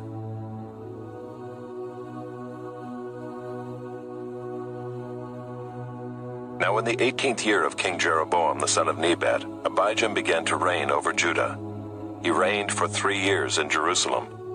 His mother's name was Maacah the daughter of Abishalom. And he walked in all the sins that his father did before him, and his heart was not wholly true to the Lord his God, as the heart of David his father. Nevertheless, for David's sake the Lord his God gave him a lamp in Jerusalem, setting up his son after him and establishing Jerusalem, because David did what was right in the eyes of the Lord, and did not turn aside from anything that he commanded him all the days of his life, except in the matter of Uriah the Hittite. Now there was war between Rehoboam and Jeroboam all the days of his life. The rest of the acts of Abijam and all that he did, are they not written in the book of the Chronicles of the kings of Judah? And there was war between Abijam and Jeroboam. And Abijam slept with his fathers, and they buried him in the city of David. And Asa his son reigned in his place. In the 20th year of Jeroboam king of Israel, Asa began to reign over Judah. And he reigned 41 years in Jerusalem. His mother's name was Maacah the daughter of Abishalom. And Asa did what was right in the eyes of the Lord, as David his father had done. He put away the male cult prostitutes out of the land, and removed all the idols that his fathers had made. He also removed Maacah his mother from being queen mother, because she had made an abominable image for Asherah. And Asa cut down her image and burned it at the brook Kidron. But the high places were not taken away. Nevertheless, the heart of Asa was wholly true to the Lord all his days. And he brought into the house of the Lord the sacred gifts of his father and his own sacred gifts, silver and gold and vessels. And there was war between Asa and Baasha king of Israel all their days. Baasha king of Israel went up against Judah and built Ramah, that he might permit no one to go out or come in to Asa king of Judah. Then Asa took all the silver and the gold that were left in the treasures of the house of the Lord, and the treasures of the king's house, and gave them into the hands of his servants. And King Asa sent them to Ben-Hadad the son of Tabrimon, the son of Hezion king of Syria, who lived in Damascus, saying, Let there be a covenant between me and you, as there was between my father and your father. Behold, I am sending to you a present of silver and gold. Go, break your covenant with Baasha king of Israel, that he may withdraw from me. And Ben-Hadad listened to King Asa, and sent the commanders of his armies against the cities of Israel, and conquered Ahijah, Dan, Abel-Beth-Maachah, and all Kinneroth, with all the land of Naphtali. And when Baasha heard of it, he stopped building Ramah, and he lived in Tirzah. Then King Asa made a proclamation to all Judah, none was exempt, and they carried away the stones of Ramah and its timber, with which Baasha had been building, and with them King Asa built Geba, Benjamin, and Mizpah. Now the rest of all the acts of Asa, all his might, and all that he did, and the cities that he built, are they not written in the book of the Chronicles of the kings of Judah? But in his old age he was diseased in his feet. And Asa slept with his fathers, and was buried with his fathers in the city of David his father, and Jehoshaphat his son reigned in his place. Nadab the son of Jeroboam began to reign over Israel in the 2nd year of Asa king of Judah, and he reigned over Israel 2 years. He did what was evil in the sight of the Lord, and walked in the way of his father, and in his sin which he made Israel to sin. Baasha the son of Ahijah of the house of Issachar conspired against him, and Baasha struck him down at Gibbethon, which belonged to the Philistines, for Nadab and all Israel were laying siege to Gibbethon. So Baasha killed him in the 3rd year of Asa king of Judah, and reigned in his place. And as soon as he was king, he killed all the house of Jeroboam. He left to the house of Jeroboam not one that breathed, until he had destroyed it, according to the word of the Lord that he spoke by his servant Ahijah the Shilonite. It was for the sins of Jeroboam that he sinned, and that he made Israel to sin, and because of the anger to which he provoked the Lord, the God of Israel. Now the rest of the acts of Nadab and all that he did, are they not written in the book of the Chronicles of the kings of Israel? And there was war between Asa and Baasha king of Israel all their days. In the 3rd year of Asa king of Judah, Baasha the son of Ahijah began to reign over all Israel at Tirzah, and he reigned 24 years. He did what was evil in the sight of the Lord, and walked in the way of Jeroboam, and in his sin which he made Israel to sin.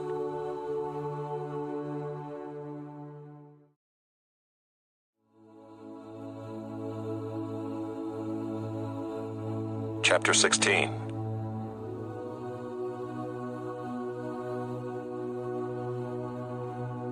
And the word of the Lord came to Jehu the son of Hanani against Baasha, saying, Since I exalted you out of the dust and made you leader over my people Israel, and you have walked in the way of Jeroboam, and have made my people Israel to sin, provoking me to anger with their sins, behold, I will utterly sweep away Baasha and his house, and I will make your house like the house of Jeroboam the son of Nebat. Anyone belonging to Baasha who dies in the city, the dogs shall eat, and any one of his who dies in the field, the birds of the heavens shall eat. Now the rest of the acts of Baasha and what he did and his might, are they not written in the book of the Chronicles of the kings of Israel? And Baasha slept with his fathers, and was buried at Tirzah, and Elah his son reigned in his place. Moreover, the word of the Lord came by the prophet Jehu the son of Hanani against Baasha and his house, both because of all the evil that he did in the sight of the Lord, provoking him to anger with the work of his hands, and being like the house of Jeroboam, and also because he destroyed it. In the 26th year of Asa king of Judah, Elah the son of Baasha began to reign over Israel in Tirzah, and he reigned 2 years. But his servant Zimri, commander of half his chariots, conspired against him. When he was at Tirzah, drinking himself drunk in the house of Arza, who was over the household in Tirzah, Zimri came in and struck him down and killed him in the 27th year of Asa, king of Judah, and reigned in his place. When he began to reign, as soon as he had seated himself on his throne, he struck down all the house of Baasha. He did not leave him a single male of his relatives or his friends. Thus Zimri destroyed all the house of Baasha, according to the word of the Lord which he spoke against Baasha by Jehu the prophet, for all the sins of Baasha and the sins of Elah his son, which they sinned and which they made Israel to sin, provoking the Lord God of Israel to anger with their idols. Now the rest of the acts of Elah and all that he did, are they not written in the book of the Chronicles of the kings of Israel? In the 27th year of Asa, king of Judah, Zimri reigned 7 days in Tirzah. Now the troops were encamped against Gibbethon, which belonged to the Philistines. And the troops who were encamped heard it said, Zimri has conspired, and he has killed the king. Therefore all Israel made Omri, the commander of the army, king over Israel that day in the camp. So Omri went up from Gibbethon and all Israel with him, and they besieged Tirzah. And when Zimri saw that the city was taken, he went into the citadel of the king's house and burned the king's house over him with fire, and died, because of his sins that he committed, doing evil in the sight of the Lord, walking in the way of Jeroboam, and for his sin which he committed, making Israel to sin. Now the rest of the acts of Zimri and the conspiracy that he made, are they not written in the book of the Chronicles of the kings of Israel? Then the people of Israel were divided into 2 parts. Half of the people followed Tibni the son of Ginath to make him king, and half followed Omri. But the people who followed Omri overcame the people who followed Tibni the son of Ginath. So Tibni died, and Omri became king. In the 31st year of Asa, king of Judah, Omri began to reign over Israel, and he reigned for 12 years. 6 years he reigned in Tirzah. He bought the hill of Samaria from Shemer for 2 talents of silver, and he fortified the hill and called the name of the city that he built, Samaria, after the name of Shemer, the owner of the hill. Omri did what was evil in the sight of the Lord, and did more evil than all who were before him. For he walked in all the way of Jeroboam the son of Nebat, and in the sins that he made Israel to sin, provoking the Lord, the God of Israel, to anger by their idols. Now the rest of the acts of Omri that he did, and the might that he showed, are they not written in the book of the Chronicles of the kings of Israel? And Omri slept with his fathers and was buried in Samaria, and Ahab his son reigned in his place. In the 38th year of Asa king of Judah, Ahab the son of Omri began to reign over Israel. And Ahab the son of Omri reigned over Israel in Samaria 22 years. And Ahab the son of Omri did evil in the sight of the Lord, more than all who were before him. And as if it had been a light thing for him to walk in the sins of Jeroboam the son of Nebat, he took for his wife Jezebel, the daughter of Ethbaal, king of the Sidonians, and went and served Baal and worshipped him. He erected an altar for Baal in the house of Baal, which he built in Samaria. And Ahab made an Asherah. Ahab did more to provoke the Lord, the God of Israel, to anger than all the kings of Israel who were before him. In his days Hiel of Bethel built Jericho. He laid its foundation at the cost of Abiram his firstborn, and set up its gates at the cost of his youngest son Segub, according to the word of the Lord, which he spoke by Joshua the son of Nun.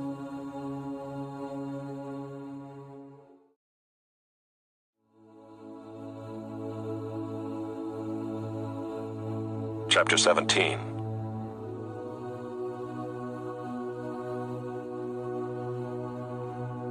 Now Elijah the Tishbite of Tishbe in Gilead said to Ahab, As the Lord the God of Israel lives, before whom I stand, there shall be neither dew nor rain these years, except by my word. And the word of the Lord came to him, Depart from here and turn eastward, and hide yourself by the brook Kerith, which is east of the Jordan. You shall drink from the brook, and I have commanded the ravens to feed you there. So he went and did according to the word of the Lord. He went and lived by the brook Kerith that is east of the Jordan. And the ravens brought him bread and meat in the morning, and bread and meat in the evening, and he drank from the brook. And after a while the brook dried up because there was no rain in the land. Then the word of the Lord came to him. Arise, go to Zarephath, which belongs to Sidon, and dwell there. Behold, I have commanded a widow there to feed you. So he arose and went to Zarephath. And when he came to the gate of the city, behold, a widow was there gathering sticks. And he called to her and said, Bring me a little water in a vessel that I may drink. And as she was going to bring it, he called to her and said, Bring me a morsel of bread in your hand. And she said, As the Lord your God lives, I have nothing baked, only a handful of flour in a jar, and a little oil in a jug. And now I am gathering a couple of sticks that I may go in and prepare it for myself and my son, that we may eat it and die. And Elijah said to her, Do not fear, go and do as you have said. But first make me a little cake of it, and bring it to me, and afterward make something for yourself and your son. For thus says the Lord, the God of Israel, The jar of flour shall not be spent, and the jug of oil shall not be empty, until the day that the Lord sends rain upon the earth. And she went and did as Elijah said, and she and he and her household ate for many days. The jar of flour was not spent, neither did the jug of oil become empty, according to the word of the Lord that he spoke by Elijah. After this, the son of the woman, the mistress of the house, became ill, and his illness was so severe that there was no breath left in him. And she said to Elijah, What have you against me, O man of God? You have come to me to bring my sin to remembrance, and to cause the death of my son. And he said to her, Give me your son. And he took him from her arms and carried him up into the upper chamber where he lodged, and laid him on his own bed. And he cried to the Lord, O Lord, my God, have you brought calamity even upon the widow with whom I sojourn, by killing her son? Then he stretched himself upon the child 3 times and cried to the Lord, O Lord my God, let this child's life come into him again. And the Lord listened to the voice of Elijah, and the life of the child came into him again, and he revived. And Elijah took the child and brought him down from the upper chamber into the house, and delivered him to his mother. And Elijah said, See, your son lives. And the woman said to Elijah, Now I know that you are a man of God, and that the word of the Lord in your mouth is truth.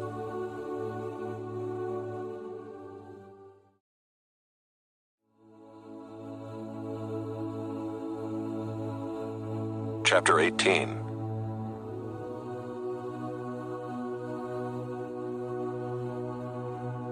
After many days the word of the Lord came to Elijah in the 3rd year, saying, Go, show yourself to Ahab, and I will send rain upon the earth. So Elijah went to show himself to Ahab.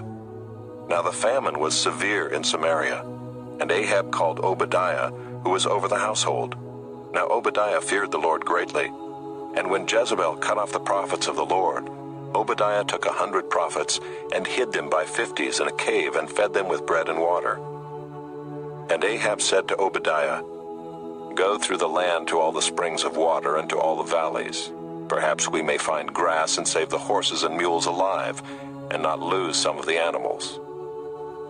So they divided the land between them to pass through it. Ahab went in one direction by himself, and Obadiah went in another direction by himself. And as Obadiah was on the way, behold, Elijah met him. And Obadiah recognized him and fell on his face and said, Is it you, my lord Elijah? And he answered him, It is I. Go tell your lord, Behold, Elijah is here. And he said, How have I sinned that you would give your servant into the hand of Ahab to kill me? As the Lord your God lives, there is no nation or kingdom where my lord has not sent to seek you.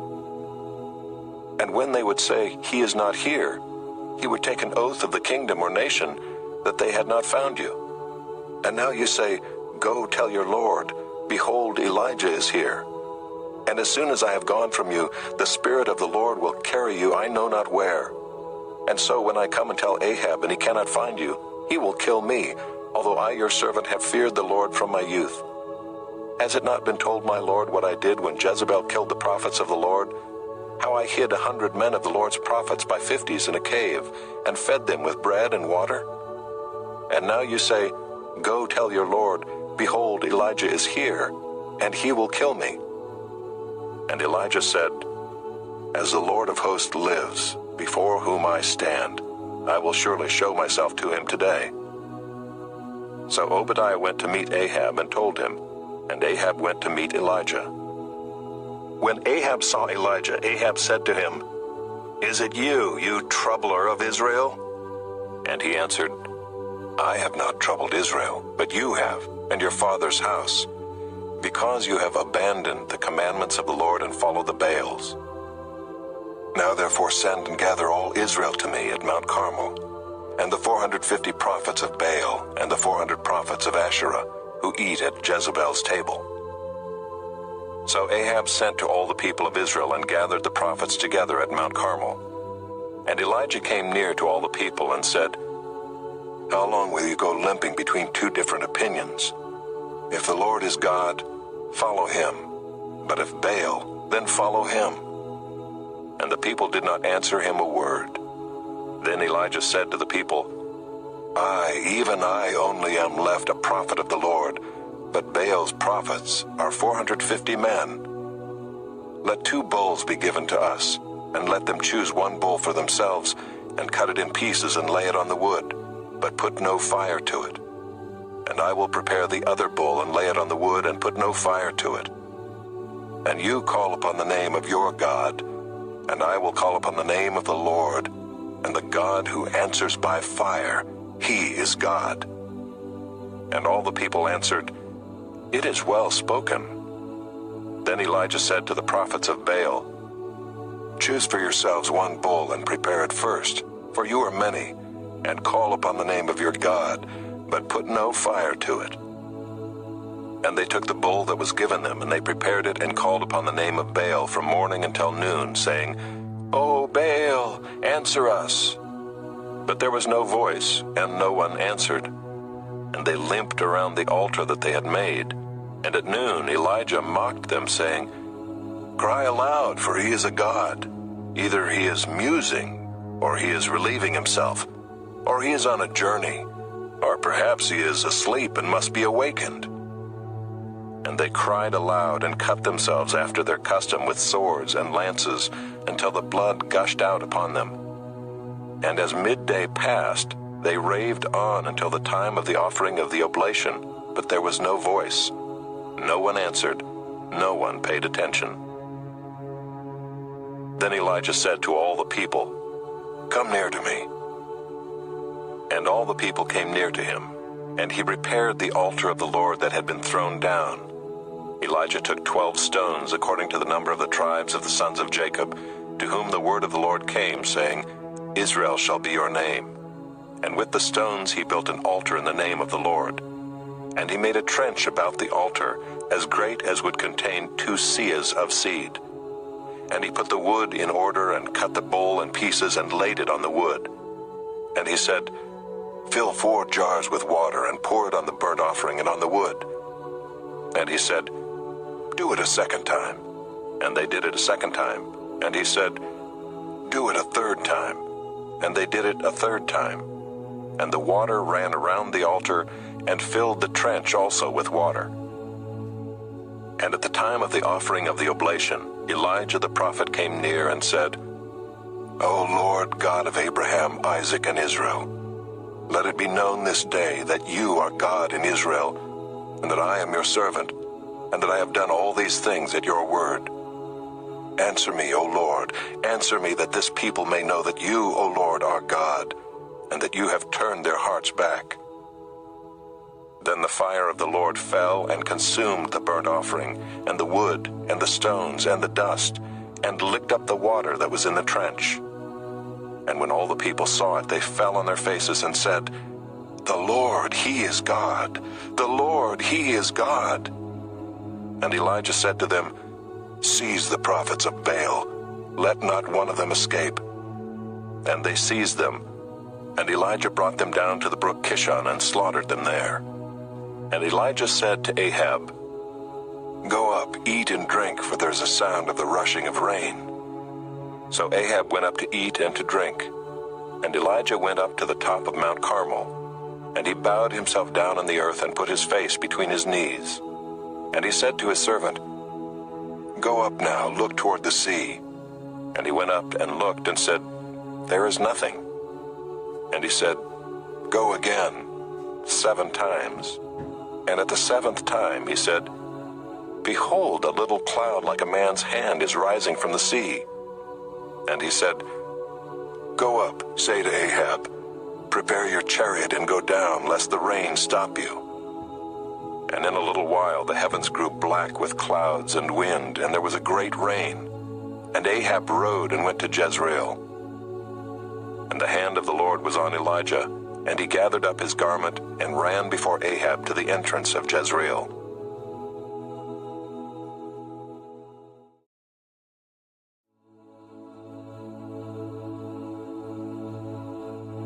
Chapter 19.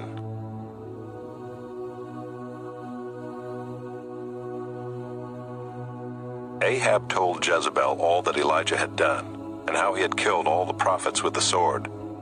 Then Jezebel sent a messenger to Elijah, saying, "So may the gods do to me and more also, if I do not make your life as the life of one of them by this time tomorrow." Then he was afraid, and he arose and ran for his life, and came to Beersheba, which belongs to Judah, and left his servant there.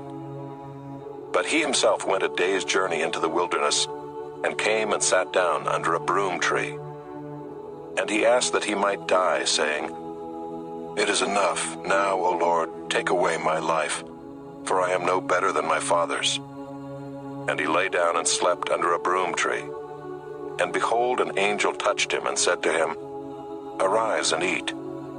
And he looked, and behold, there was at his head a cake baked on hot stones and a jar of water. And he ate and drank and lay down again. And the angel of the Lord came again a second time and touched him and said, "Arise and eat, for the journey is too great for you." And he arose and ate and drank, and went in the strength of that food 40 days and 40 nights to Horeb, the mount of God. There he came to a cave and lodged in it. And behold, the word of the Lord came to him, and he said to him, "What are you doing here, Elijah?" He said, "I have been very jealous for the Lord, the God of hosts. For the people of Israel have forsaken your covenant, thrown down your altars, and killed your prophets with the sword. And I, even I only, am left, and they seek my life to take it away." And he said, "Go out and stand on the mount before the Lord." And behold, the Lord passed by, and a great and strong wind tore the mountains and broke in pieces the rocks before the Lord. But the Lord was not in the wind. And after the wind, an earthquake, but the Lord was not in the earthquake. And after the earthquake, a fire, but the Lord was not in the fire. And after the fire, the sound of a low whisper. And when Elijah heard it, he wrapped his face in his cloak and went out and stood at the entrance of the cave. And behold, there came a voice to him and said, "What are you doing here, Elijah?" He said, "I have been very jealous for the Lord, the God of hosts. For the people of Israel have forsaken your covenant, thrown down your altars, and killed your prophets with the sword. And I, even I only, am left, and they seek my life to take it away." And the Lord said to him, "Go, return on your way to the wilderness of Damascus, and when you arrive, you shall anoint Hazael to be king over Syria. And Jehu the son of Nimshi you shall anoint to be king over Israel. And Elisha the son of Shaphat of Abel-Meholah you shall anoint to be prophet in your place. And the one who escapes from the sword of Hazael shall Jehu put to death. And the one who escapes from the sword of Jehu shall Elisha put to death.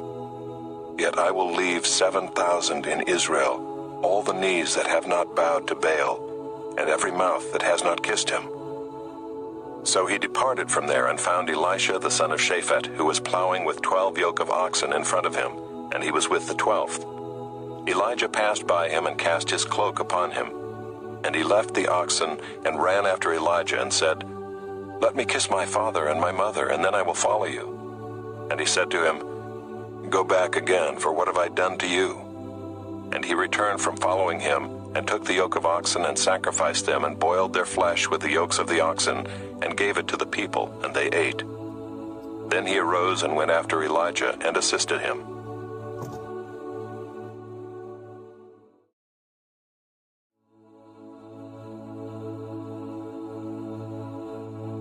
Chapter 20.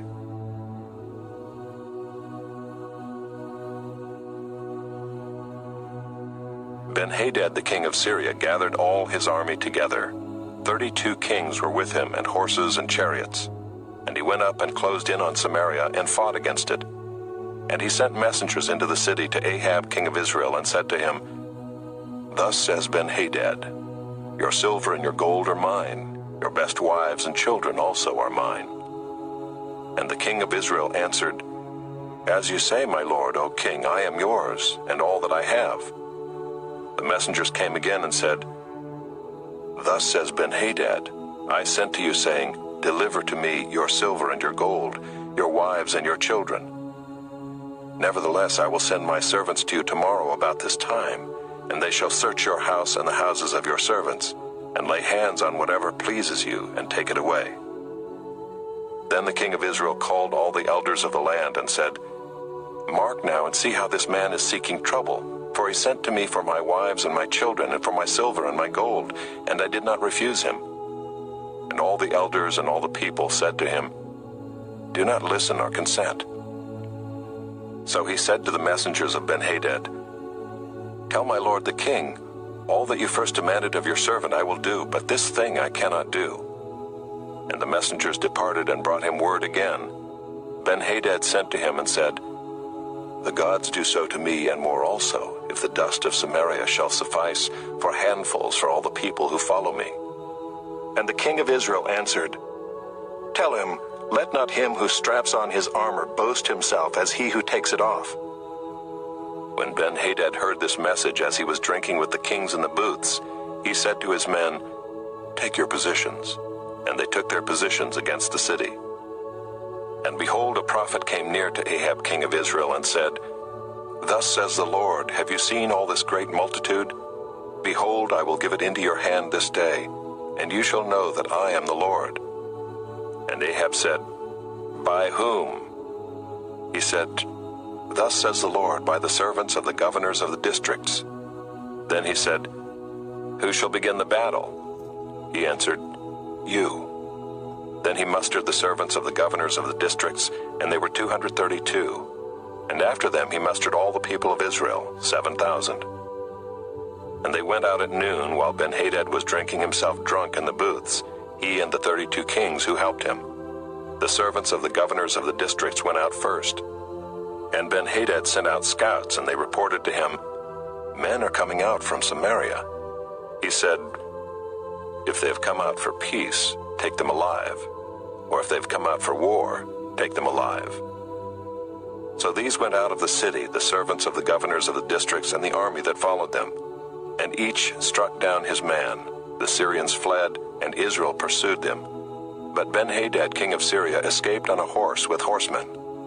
And the king of Israel went out and struck the horses and chariots, and struck the Syrians with a great blow. Then the prophet came near to the king of Israel and said to him, Come, strengthen yourself, and consider well what you have to do, for in the spring the king of Syria will come up against you. And the servants of the king of Syria said to him, Their gods are gods of the hills, and so they were stronger than we. But let us fight against them in the plain, and surely we shall be stronger than they. And do this, remove the kings each from his post, and put commanders in their places, and muster an army like the army that you have lost, horse for horse, and chariot for chariot. Then we will fight against them in the plain, and surely we shall be stronger than they. And he listened to their voice, and did so. In the spring Ben-Hadad mustered the Syrians, and went up to Aphek to fight against Israel. And the people of Israel were mustered, and were provisioned, and went against them. The people of Israel encamped before them like 2 little flocks of goats, but the Syrians filled the country. And a man of God came near and said to the king of Israel, Thus says the Lord, because the Syrians have said, The Lord is a God of the hills, but he is not a God of the valleys. Therefore I will give all this great multitude into your hand, and you shall know that I am the Lord. And they encamped opposite one another 7 days. Then on the 7th day the battle was joined, and the people of Israel struck down of the Syrians 100,000 foot soldiers in 1 day. And the rest fled into the city of Aphek, and the wall fell upon 27,000 men who were left. Ben-Hadad also fled and entered an inner chamber in the city, and his servants said to him, Behold, now we have heard that the kings of the house of Israel are merciful kings. Let us put sackcloth around our waists and ropes on our heads and go out to the king of Israel. Perhaps he will spare your life. So they tied sackcloth around their waists and put ropes on their heads and went to the king of Israel and said, Your servant Ben-Hadad says, Please let me live. And he said, Does he still live? He is my brother. Now the men were watching for a sign, and they quickly took it up from him and said, Yes, your brother Ben-Hadad. Then he said, Go and bring him. Then Ben-Hadad came out to him, and he caused him to come up into the chariot. And Ben-Hadad said to him, The cities that my father took from your father I will restore, and you may establish bazaars for yourself in Damascus, as my father did in Samaria.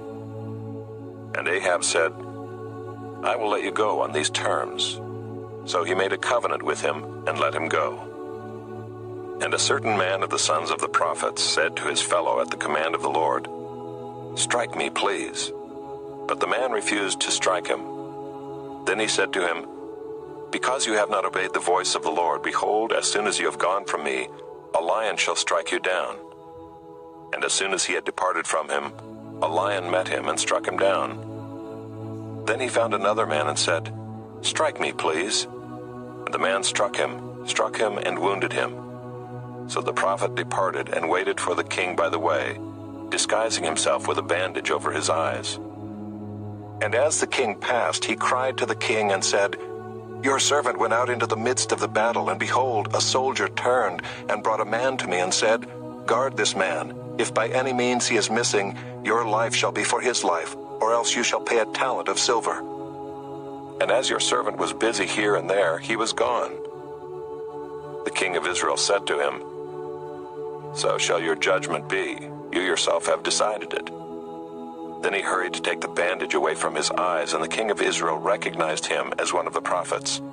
And he said to him, Thus says the Lord, because you have let go out of your hand the man whom I had devoted to destruction, therefore your life shall be for his life, and your people for his people. And the king of Israel went to his house vexed and sullen, and came to Samaria.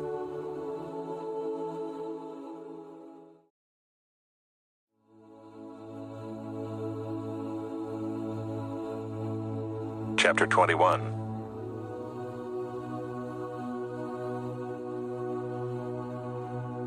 Now Naboth the Jezreelite had a vineyard in Jezreel beside the palace of Ahab king of Samaria. And after this Ahab said to Naboth, Give me your vineyard that I may have it for a vegetable garden, because it is near my house, and I will give you a better vineyard for it. Or if it seems good to you, I will give you its value in money. But Naboth said to Ahab, The Lord forbid that I should give you the inheritance of my fathers. And Ahab went into his house vexed and sullen because of what Naboth the Jezreelite had said to him. For he had said, I will not give you the inheritance of my fathers. And he lay down on his bed and turned away his face and would eat no food. But Jezebel his wife came to him and said to him, Why is your spirit so vexed that you eat no food? And he said to her, Because I spoke to Naboth the Jezreelite and said to him, Give me your vineyard for money, or else, if it please you, I will give you another vineyard for it. And he answered, I will not give you my vineyard. And Jezebel his wife said to him, Do you now govern Israel? Arise and eat bread, and let your heart be cheerful. I will give you the vineyard of Naboth the Jezreelite.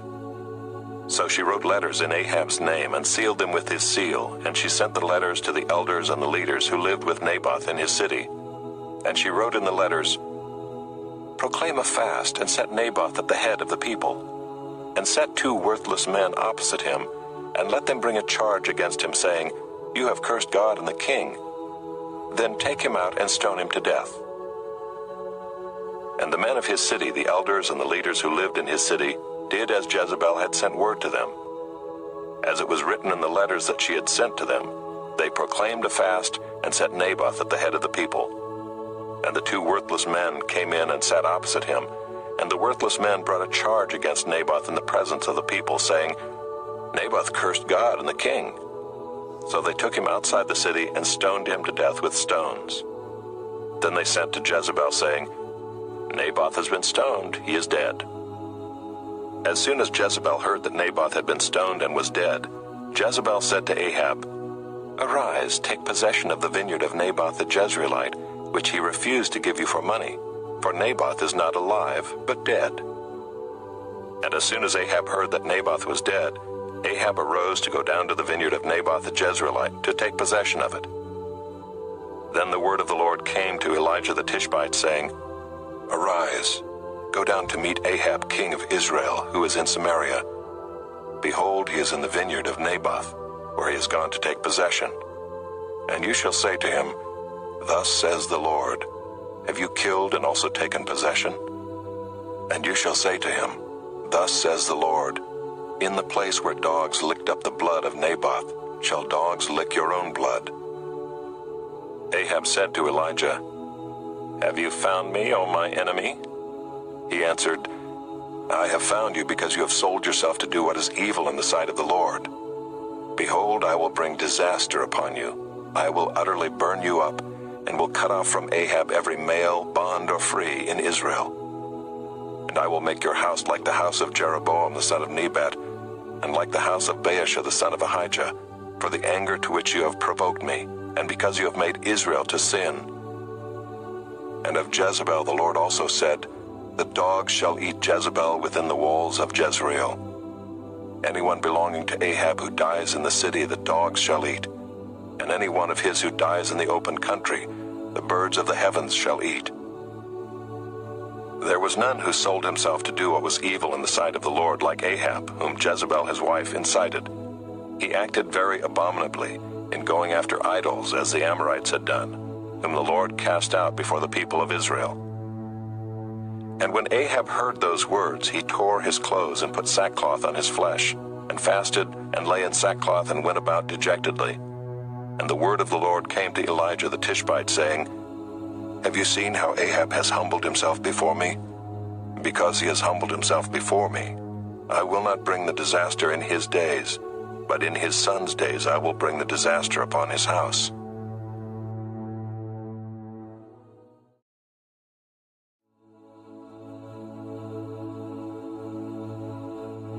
Chapter 22.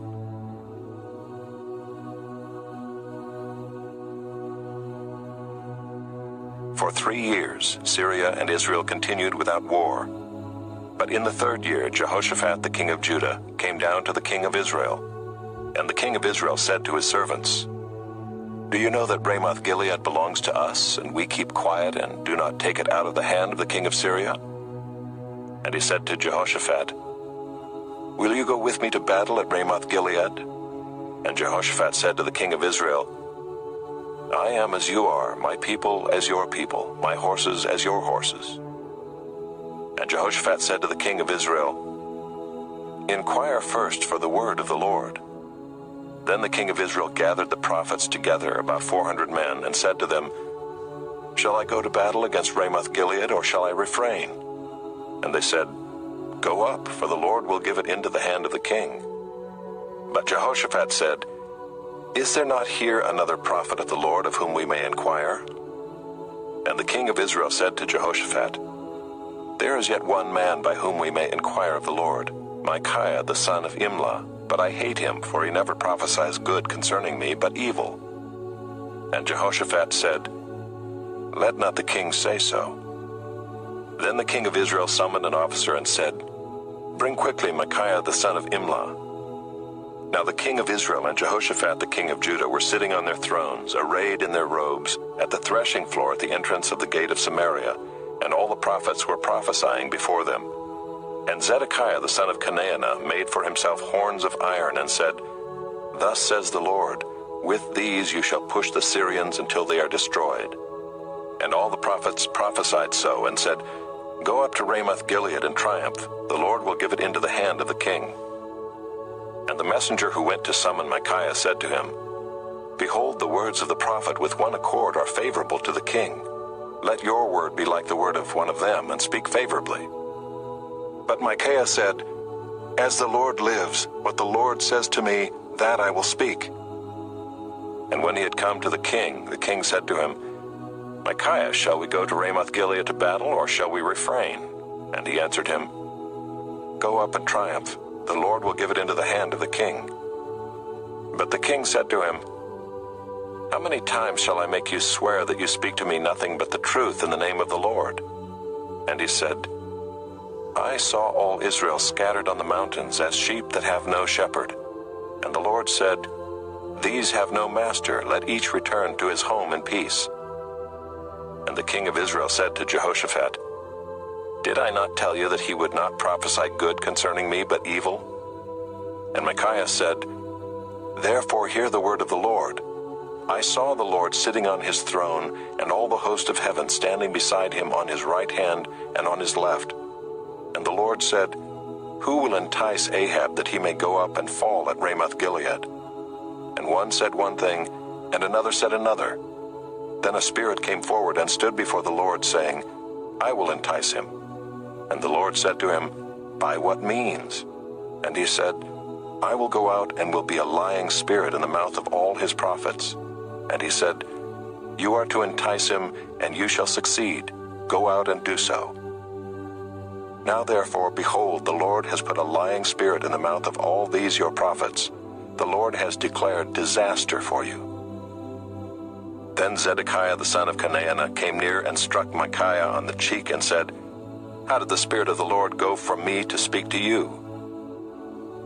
And Micaiah said, Behold, you shall see on that day when you go into an inner chamber to hide yourself. And the king of Israel said, Seize Micaiah and take him back to Ammon, the governor of the city, and to Joash the king's son, and say, Thus says the king, Put this fellow in prison and feed him meager rations of bread and water until I come in peace. And Micaiah said, If you return in peace, the Lord has not spoken by me. And he said, Hear, all you peoples. So the king of Israel and Jehoshaphat the king of Judah went up to Ramoth-Gilead. And the king of Israel said to Jehoshaphat, I will disguise myself and go into battle, but you wear your robes. And the king of Israel disguised himself and went into battle. Now the king of Syria had commanded the 32 captains of his chariots, Fight with neither small nor great, but only with the king of Israel. And when the captains of the chariots saw Jehoshaphat, they said, It is surely the king of Israel. So they turned to fight against him. And Jehoshaphat cried out. And when the captains of the chariots saw that it was not the king of Israel, they turned back from pursuing him. But a certain man drew his bow at random and struck the king of Israel between the scale armor and the breastplate. Therefore he said to the driver of his chariot, Turn around and carry me out of the battle, for I am wounded. And the battle continued that day, and the king was propped up in his chariot facing the Syrians, until at evening he died. And the blood of the wound flowed into the bottom of the chariot.